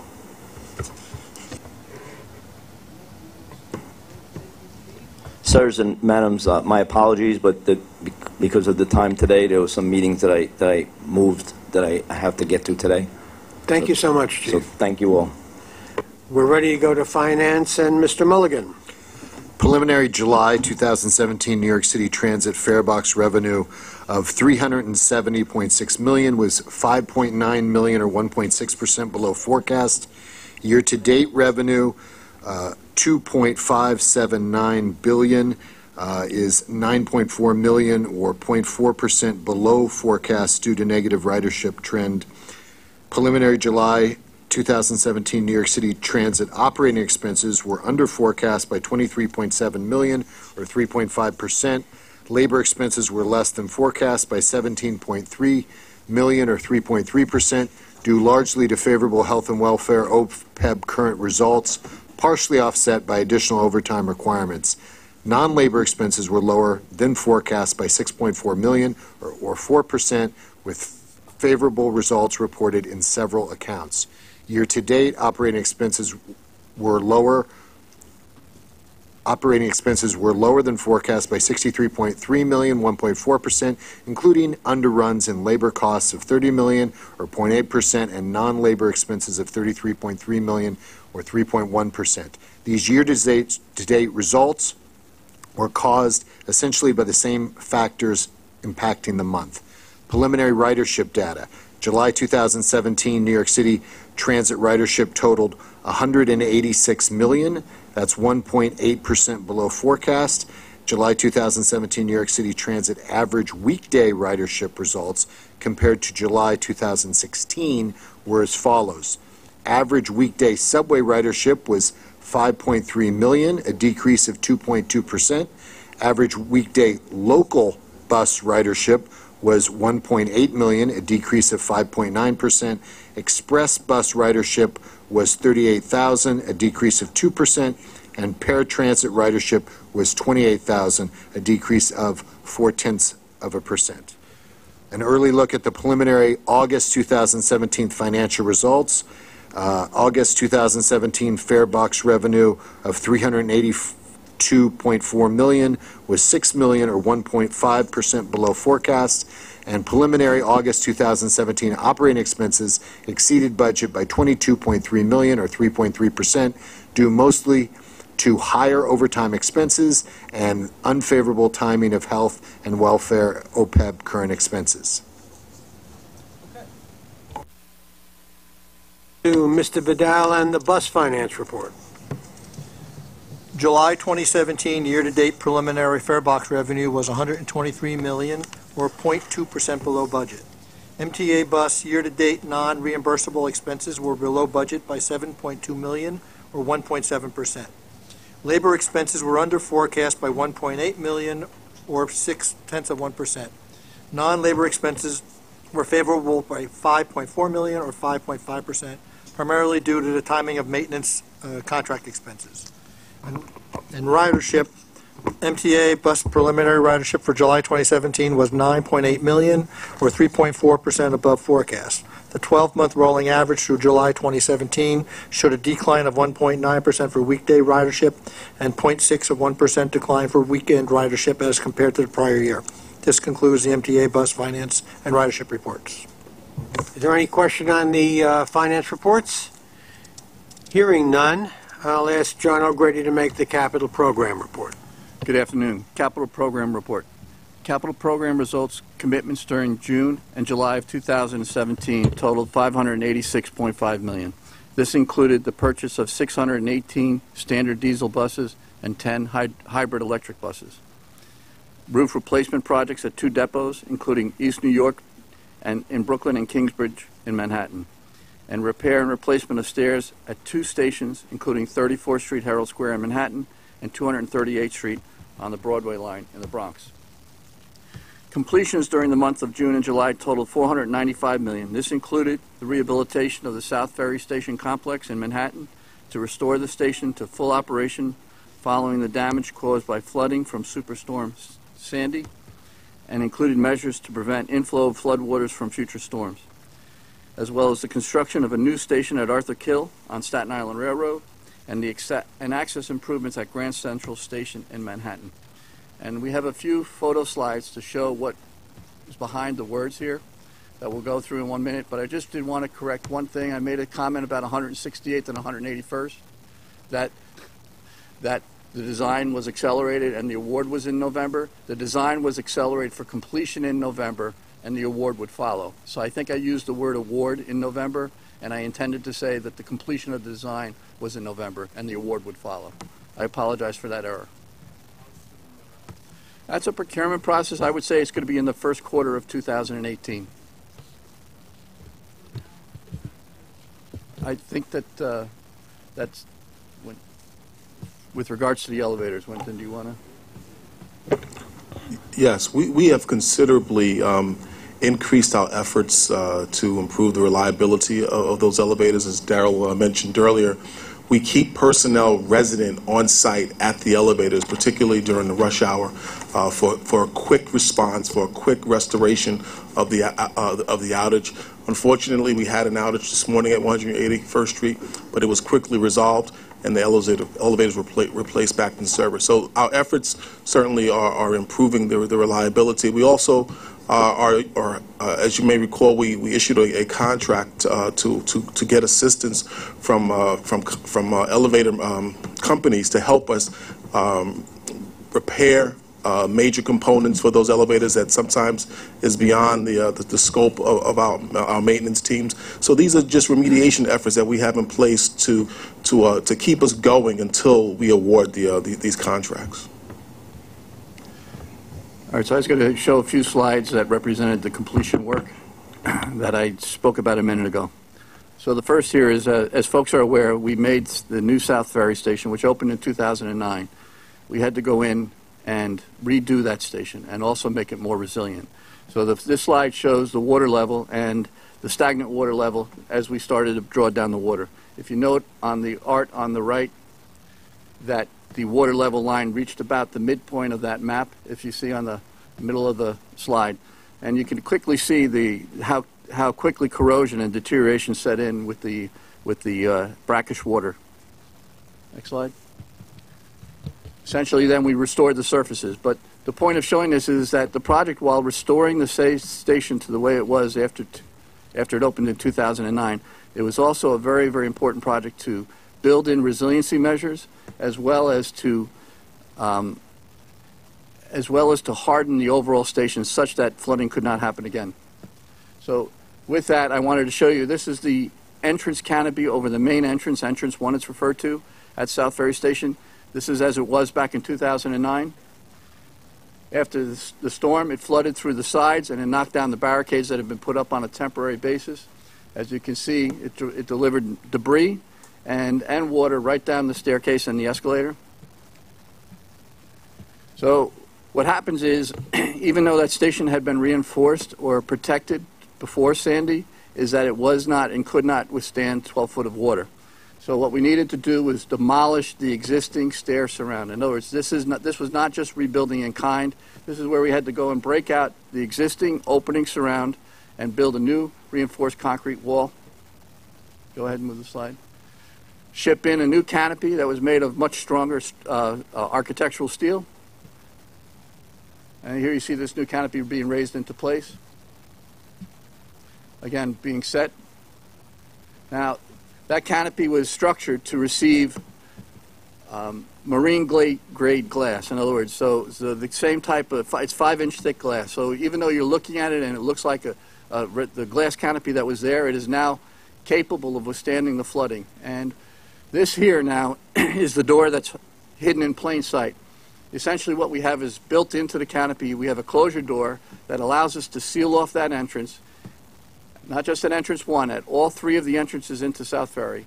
So this is a closure door that should we get warning of a storm or have notification of a storm, that we would set out to close this station down, close the entrance down, and this is the door that would close off the flooding of water.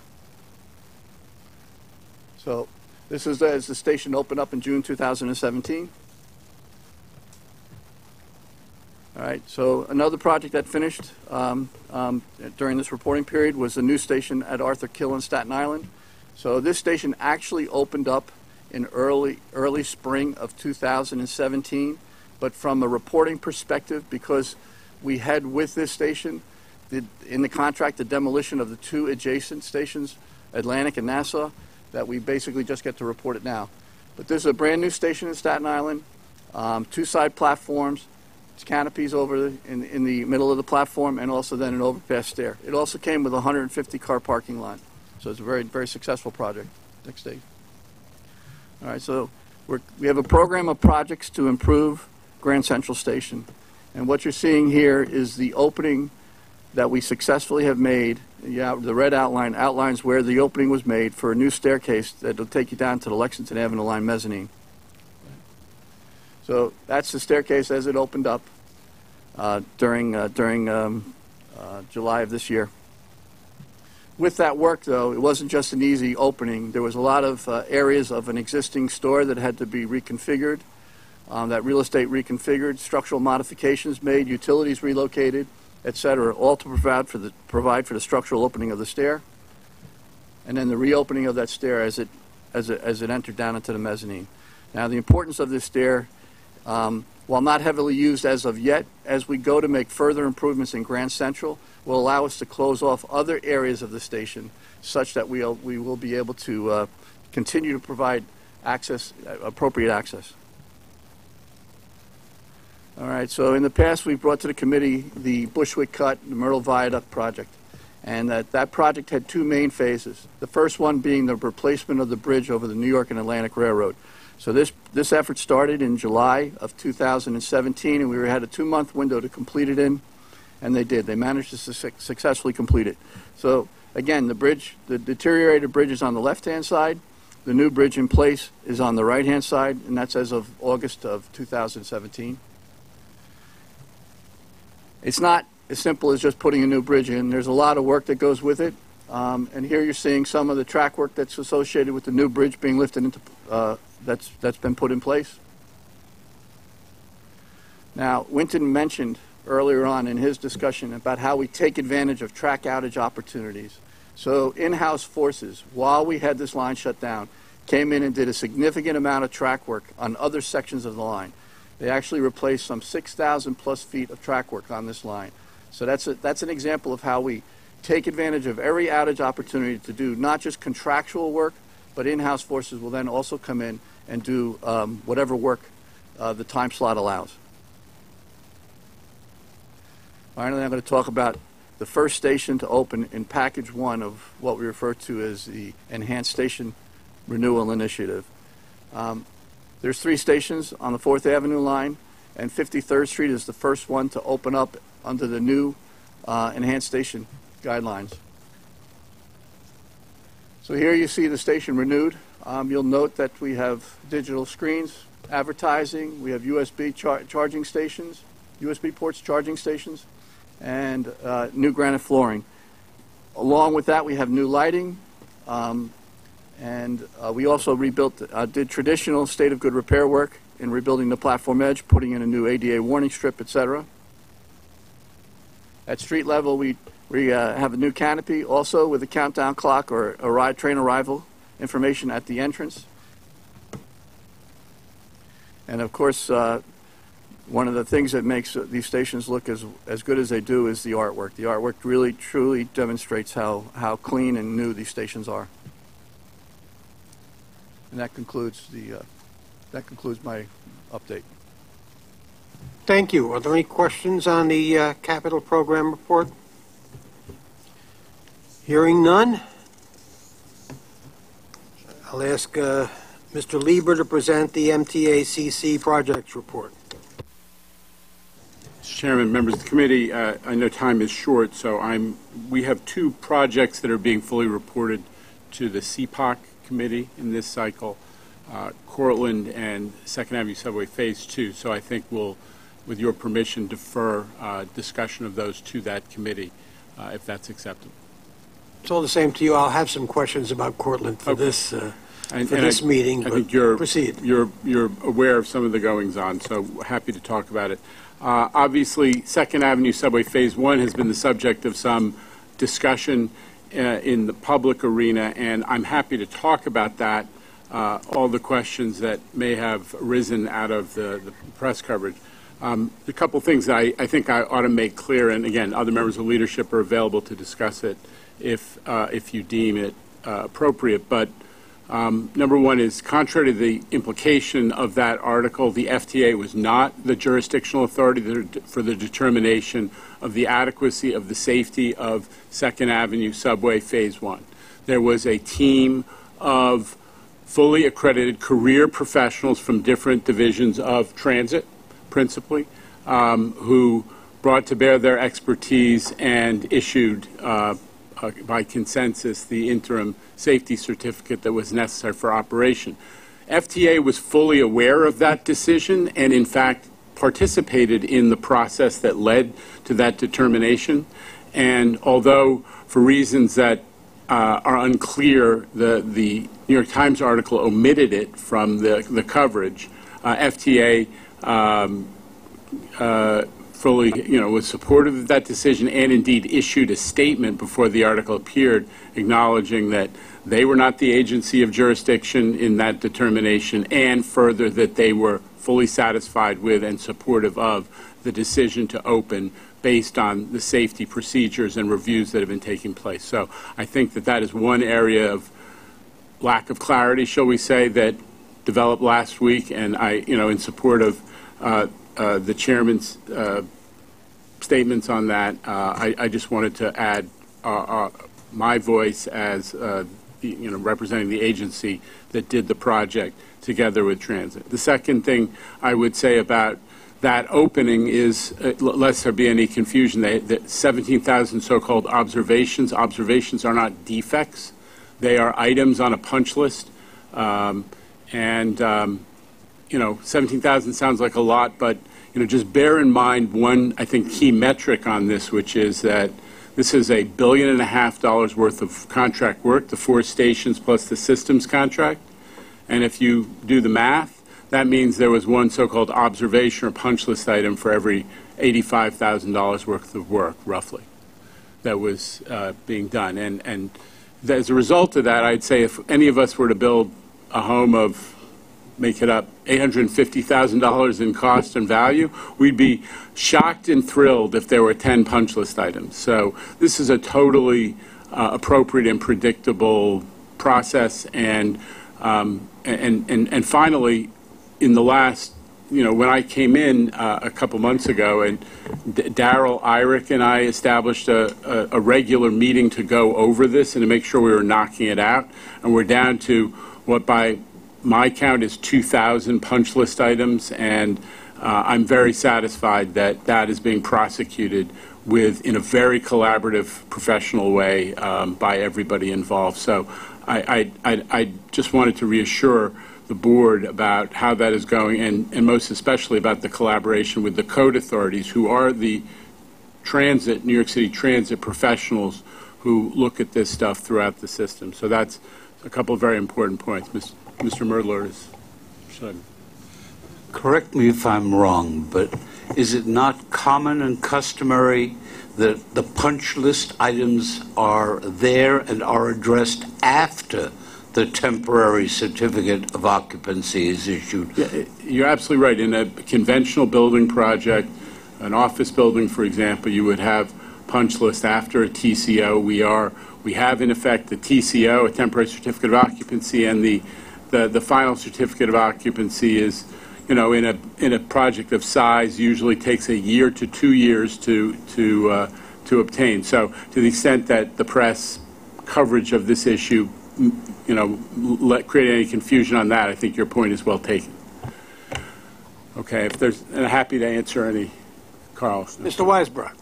Yes, and I appreciate that the hour is late, and I thank Mr. Lieber for his report, and very much relieved to hear that there are no safety issues that we have to concern ourselves with. I would ask, Mr. Chairman, that at the next meeting we have a presentation on the status of the 2nd Avenue subway, and particularly the issue of the operational implications of associated with, if any, associated with the New York Times story, as well as the cost implications of to what extent are there outstanding costs that we'll have to reconcile. Yeah. And I ask that that be something that we get a more detailed presentation at our next meeting.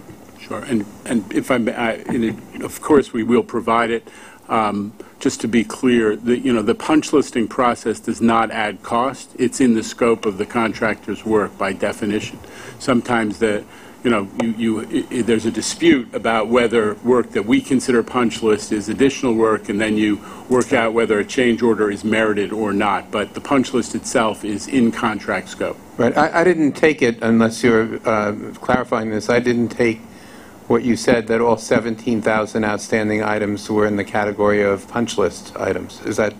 Are they in the category of punch list? Yeah, well, all again, 17,000? some of this is semantics, but I think 17,000 quote-unquote observations observations is our bureaucratic term of art for the punch list. It is work that needs the attention of the contractor, that is either incompletely done or needs to be corrected, and it ranges from something that's not tagged properly, a manual for a system that needs to be corrected or edited in some way, a scratched or broken tile, a connection that doesn't work, but it's not safety, it's not safety critical activity. Jano, thanks for the report. Just one other thing the article implied was that we were stationing extra safety personnel down there related to this punch list. Is that true or not true? Was that?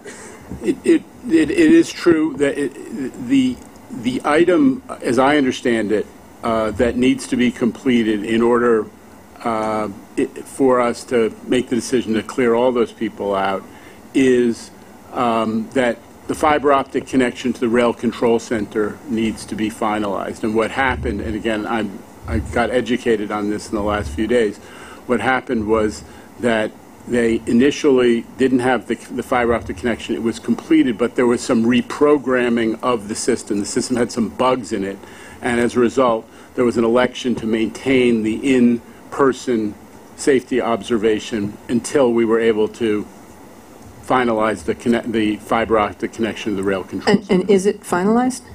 It is not. That's why there was some reprogramming that was needed. So when is it almost finalized? Again, I'm going to have to look to staff to. Why don't you let me respond to you promptly today by email about. Well, actually, I'd like to respond to the whole board, not just to me. But I just want to make sure I understand, because I understand you all take some exception to what was in that New York Times article, but just want to understand what in there was right and what was wrong. What these extra personnel, like, who are they? How many of them are they? They've been there the whole time since we opened in January? There have been a number of people. It hasn't been the exact same number as I understand. But again, I'm going to have to ask your forbearance to give you, and I'll give it to the whole board, a full set of feedback on the number of people, how long they'll be there.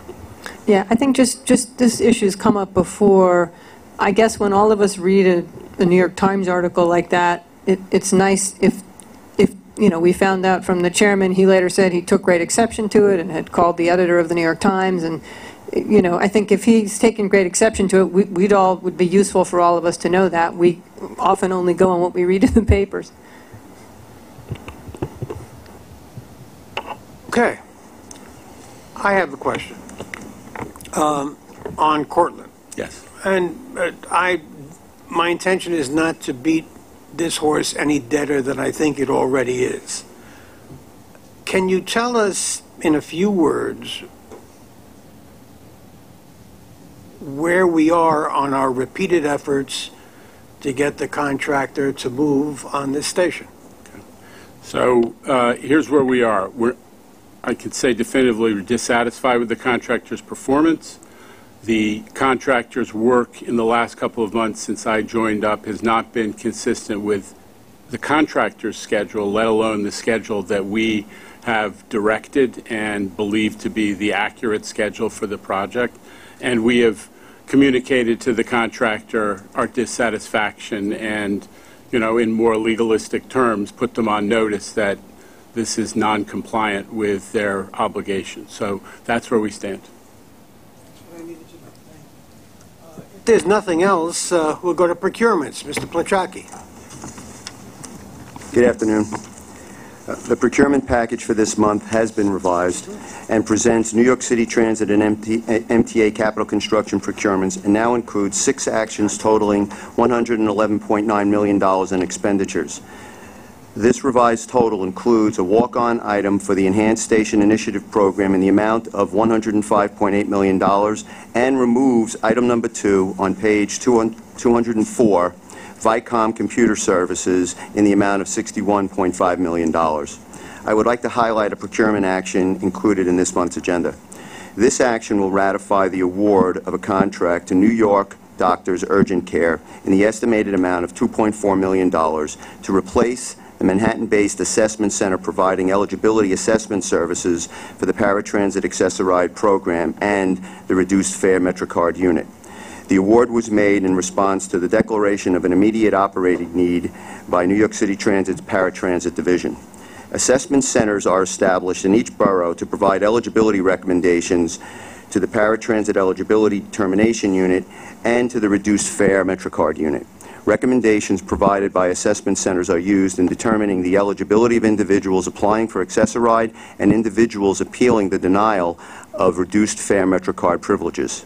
Under this immediate operating need, the award to New York Doctors was made on June 30, 2017, replacing the previous contractor whose noncompliance with the contract resulted in an action to terminate for cause.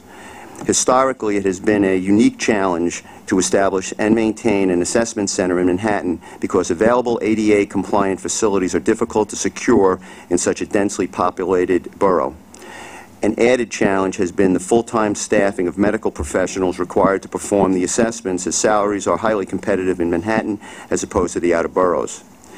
After an extensive outreach to the vending community, including walk-in healthcare clinics, hospitals, community health centers, and existing assessment center providers, procurement negotiated with 2 companies and found New York Doctors to be technically superior overall and its pricing to be significantly lower compared to the next lowest proposer. The award of this replacement contract will cover the remaining contract term through January 6, 2020. I request your approval of items in the agenda.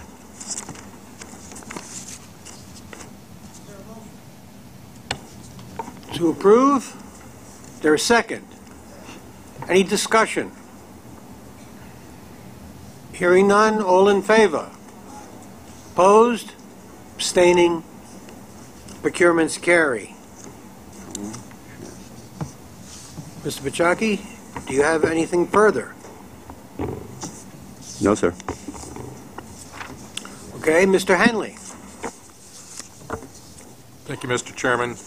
Next, we have one action item for the committee's consideration and vote. Board approval is sought to raise the Transit Adjudication Bureau tab fine for littering in violation of the transit rules of conduct from $50, the level at which it currently exists and has remained since the year 2000, to the sum of $100 as part of the Subway Action Plan's Keep It Clean initiative. The amount of the fine, as I noted, has... Could you stop a second, Mr. Henley? I want to make sure that we have done dotted every I and crossed every T. Mr. Pachaki, did you have a walk-in item that you wanted to discuss? I mentioned that in the introduction, that there was a walk-in item, the ESI. I highlighted it as a $105.8 million item that was walked in this morning. Huh. That's for the 8th Avenue line? Correct. Yeah. And the contractor is who? Contractor is Judlow. Uh-huh. There's a motion on the floor. Is there a second to reopen? All in favor? Aye. We're reopening. Now, let's discuss this walk-in item. It's of consequence. We've all, I asked the question before about Cortland. Same contractor. Is there anything that one can say to give this committee confidence that on this reopened procurement I didn't get one. that is being reconsidered, that we should approve it? I'd like to ask a question. I'm presuming that all board members received earlier this morning the... No. Okay, so that could be they were inside. If you'd like, I can hand them out now. Extra Why don't copies you do I that brought. now? What? I'm just reminded of the discussion we had about Cortlandt Street a previous month with Commissioner Schwartz, reading the Riot Act to Judlow, and the reason they got the Canarsie Tunnel rehab was because they were going to do a great job on Cortlandt, and look at what we've been told now by the independent engineer. They would have to increase their work 100% to get the job finished in a timely fashion. And something is wrong here. You bet. Mr. Merdler. Chairman, some months ago, I, together with others, raised considerable objection to Judlow contracts. Judlow, as you will recall, was a prime reason for the delay in the 2nd Avenue subway when they pulled the workmen off the 72nd Street station in order to make a personal point that they wanted to make. Judlow has a significant adverse impact record that is perhaps equal, if not superior, to others, including common law fraud and DBE violations for which it took a plea. Judlow expressly represented, as Commissioner Albert pointed out, that if it received the Canarsie contract, which some of us objected to at the time, that it would make sure that the Cortlandt Street tunnel, that the Cortlandt Street station would be done post-haste. On the basis of what I have heard, that is not correct. They have not done so. They have not done their work. They just want money. I must tell you, I have no intention of voting for any Judlow contract under those circumstances. Anyone else? Dr. Metzger. I agree with my fellow board members entirely. We've had a discussion about Judlow in the past, and we made some exceptions to what our feelings were. I will not disagree that they have not shown themselves to be very responsible on some contracts, but the Cortlandt Street contract is one that we have highlighted in the past as being unacceptable. Many of us were opposed to giving it to them in the first place, and then to not respond to your directive is unacceptable. And I see no reason to think that they're going to behave any more respectably and on time in the next contract. So I think you will find that many of us are unable to vote for this at this time. Cortlandt Street needs to be addressed. Understood.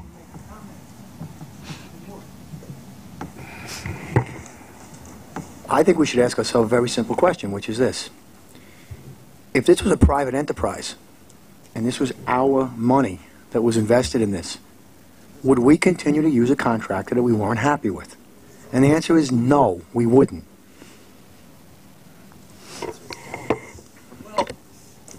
That's the right question. I know personally I have heard enough and seen enough and had enough. So I'll move disapproval of this procurement. Questions or comments? All in favor of disapproval? Opposed? Abstaining? This procurement's disapproved. Understood. Now, Mr. Henley. Thank you. There's a staff summary in your book as described on, I believe, page 213 of the committee book that would raise the tab fine, the civil penalty from $50 to $100 as part of the implementation of the Subway Action Plan's Keep It Clean initiative. I heard comments from members about interest in the dollar amounts of other civil penalty amounts in the schedule, and there's nothing that would prevent the board on a future occasion, if we want to revisit those amounts, to look at those. This ask is specific to the section of the rules of conduct that relate to the littering, that specific provision, to ask that that be raised as a complementary part of the Keep It Clean initiative.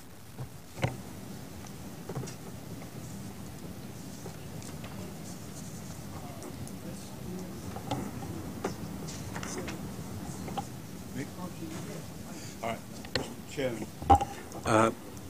I do agree with Carl Weisbrod's suggestion that we need to get the legislature to take a good, hard look at all of the penalties. I say that very... Speak a little more clearly in your mic. Have the legislature take a good, hard look at what should be the maximum for things like explosives and what should be the minimum. And I believe he's entirely correct that we need to put some equity in it. On the other hand, I do want to emphasize my own personal view that when the statistics show that when we have economic penalties, that less than 60% are collected, it tells me that civil penalties are not always the appropriate thing.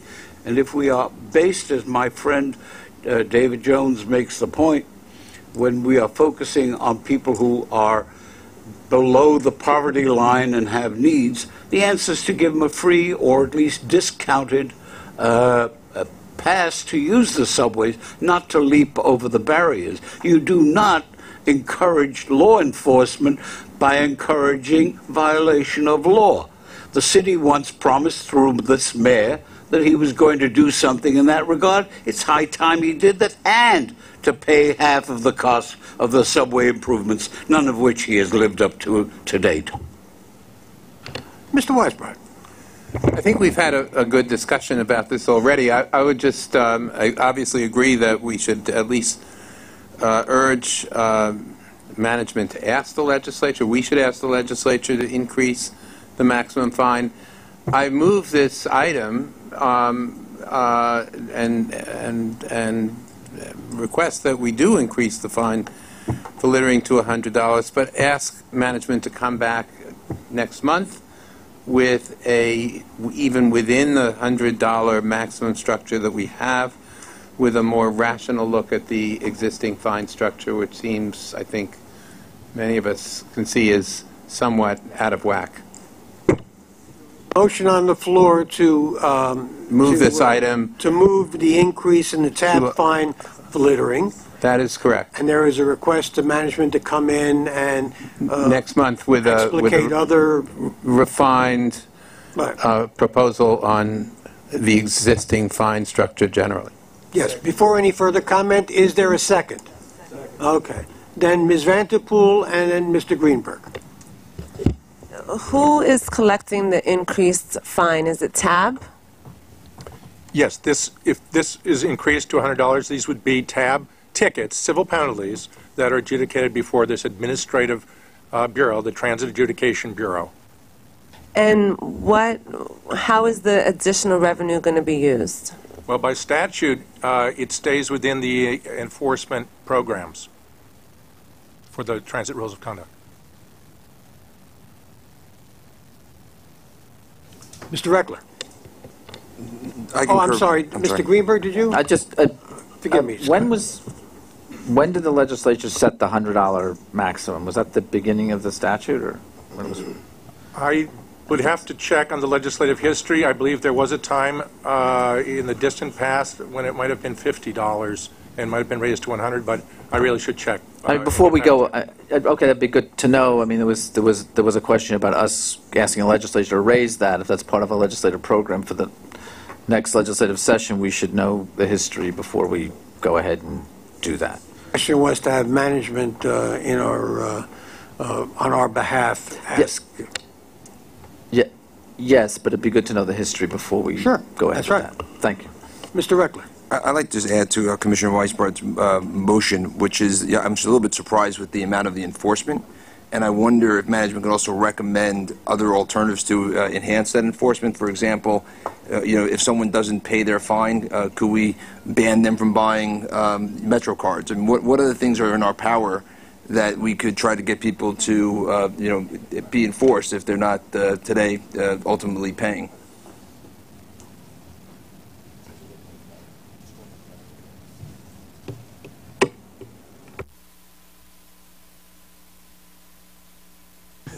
So I hope there's an inference from our passage or our almost passage of this change in fines that litter cans will not be in the future removed from any stations. Is that a fair statement? I'll bet money on it. Okay. It's a fair statement. I'll bet money on that. Are we ready for service changes? Mark Holmes. Good afternoon. Good afternoon, everyone. Was there? I'm sorry. Excuse me. Okay. Was there a vote on the motion? That's right. There wasn't. Motion and second. All in favor? Opposed? Abstaining? The item carries unanimously. Now, Mr. Holmes. Once again, good afternoon. MTA Bus is presenting one staff summary for committee information this month. As Steve mentioned earlier, we, along with our friends at New York City DOT, are happy to present the Q52 and 53 select bus service on Woodhaven and Cross Bay Boulevards. The scheduled date of implementation is Sunday, November 12th. All Q52 and 53 limiteds will become SBS, retaining their existing route paths. In anticipation of implementation, New York City DOT is installing 2.6 miles of bus lanes on Woodhaven Boulevard, most of which will showcase new high-quality exclusive-use bus lanes along the existing main roadway between Park Lane South and Rockaway Boulevard. These new lanes will feature 8 new boarding stations outfitted with bus shelters, improved waiting areas, and decorative protective fencing. The Q52-53 SBS will include several features currently found on other SBS routes, including off-board fare collection, all-door boarding on specially branded 3-door articulated buses, and traffic signal prioritization. Implementation of the Q52-53 SBS would increase operating costs by approximately $4.8 million. These costs include fare machine installation, revenue collection, and fare enforcement, and are incorporated into the MTA bus operating budget. This concludes the service change section for the agenda. Ms. Vanterpool and then Mr. Albert. I just want to applaud this effort moving forward as an advocate who worked to build support for this particular project many years ago. It's such a relief to see this moving forward. And I just want to add that this example on Woodhaven, this select bus service example on Woodhaven, is the perfect example of the tension between the agencies transit and DOT with the local communities, where there was a plan for more robust, ambitious street treatments and improvements to really expedite bus service, but then it was a function of, again, a very small but vocal minority of motorists who were up in arms about a lot of these changes. So I'm very delighted to see this moving forward. It was a long haul from the advocacy side, certainly from the agency side. We're pleased with the improvements that are coming and the changes that a lot of these thousands of bus riders are going to see on a daily basis. We wish that we could have had the kinds of physically separated design that we had been calling for, but I just want to highlight that there's a real great positive to this, but it did not come without a lot of hardship all around. Thank you. Else? Mr. Albert. The long haul was from Woodside to Rockaway on a local bus. That was the long haul.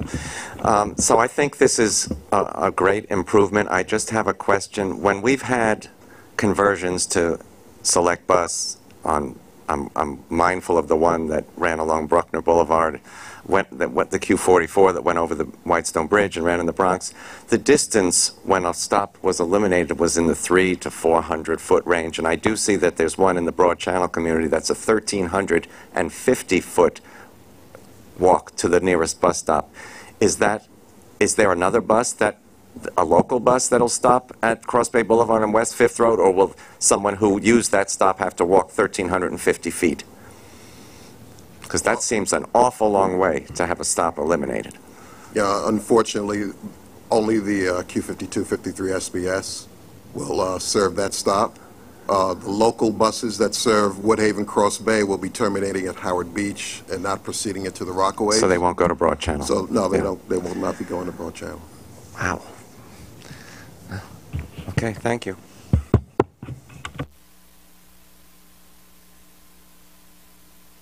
Presentations, Mr. Irick, but before you do, I have a question of Mr. Plachaki. Going back to the rejected procurement, do you have enough information on the runner-up bidder to be able to present, I'm not asking you to do that now, but at the board meeting? I will work on that with the contractor and determine whether or not we can bring it forward. That would be the goal. Thank you. Mr. Irick. Okay, I'll move quickly. Moving on to Section 9 of this month's agenda, we have our regular status report on the MetroCard program for the committee's information. That is followed by 3 reports, one each for New York City Transit, Staten Island Railroad, MTA Bus, which are presented in accordance with the MTA's annual budget procedures as follow-up to the July financial plan submission. These reports present the monthly allocation of the 2017 mid-year forecast, including revenues, receipts, expenses, expenditures, ridership, and positions. Finally, please note that material for the 2018 preliminary budget for those 3 agencies were distributed previously.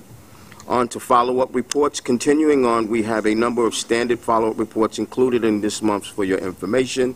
We begin with the semi-annual report on service quality indicators, which is presented for both New York City Transit and MTA Bus. This includes the Passenger Environment Survey Indicators, or PES, for subway cars, subway stations, Staten Island Railway, and buses, along with semi-annual bus weight assessment results. These reports are followed by quarterly reports, each covering second quarter of 2017. The first is the Elevator Escalator Report, which is followed by the TAB, or Transit Adjudication Bureau Report. We are also providing a quarterly update to recidivism on the transit system. The last of the quarterly reports are the EEO and diversity reports for New York City Transit and MTA Bus. These reports provide EEO and HR data as of second quarter of 2017. That completes the special reports. Thank you. Yes, very briefly, in the elevator and escalator report regarding the elevators at 233rd Street on the 2 and the 5, there was quite a number of entrapments, and some of the descriptions of the problems seem to involve regular maintenance, including cleaning. So I'm don't know if anyone can answer that now, you don't have to get back to me later, but it's elevator EL 192 and elevator to EL 193. It just seemed to be a problem issue there that no one had brought up before, so it would be good if that was looked into. I'd like to take the opportunity to get back to you on that, Commissioner. Okay, thank you. I also noticed on the elevator escalator report that at the A train station at 190th Street, there were 9 entrapments, but the age of that is 31 years. It was the oldest in amongst all the elevators in the system, it seems, because I sort of scrolled through. Others come closer, right? 28, 27 years. This is the oldest at 31 years. Why is it so old? And, or rather, maybe the better question is, are there newer components that have been added to this elevator to reduce these sorts of incidences? That elevator, those elevators are in the population that are slated for major investment. But like I said earlier, we've also put together a program where we are doing a lot of remedial work with our own forces, own resources, but also using outside contractors to help us make the repairs. And you know, we're stuck, and we keep people on site there as well during the morning rush hour. So you're right; they are old. Those traction elevators along the Broadway Avenue up in Inwood, they certainly need a lot of attention, and we are responding both from a capital perspective, but also from an operating and contractor perspective as well. Because it seems like this would be an elevator that's prioritized above any others, just given, you know, the incidences, and they're explained in the subsequent pages, but the fact that this 31-year-old's elevator is still so problematic is worrisome. Understood. Anyone else? On the entirety of the meeting, if there is no other comment, I'll entertain a motion to adjourn. Second. All in favor? This meeting is adjourned. Thank you.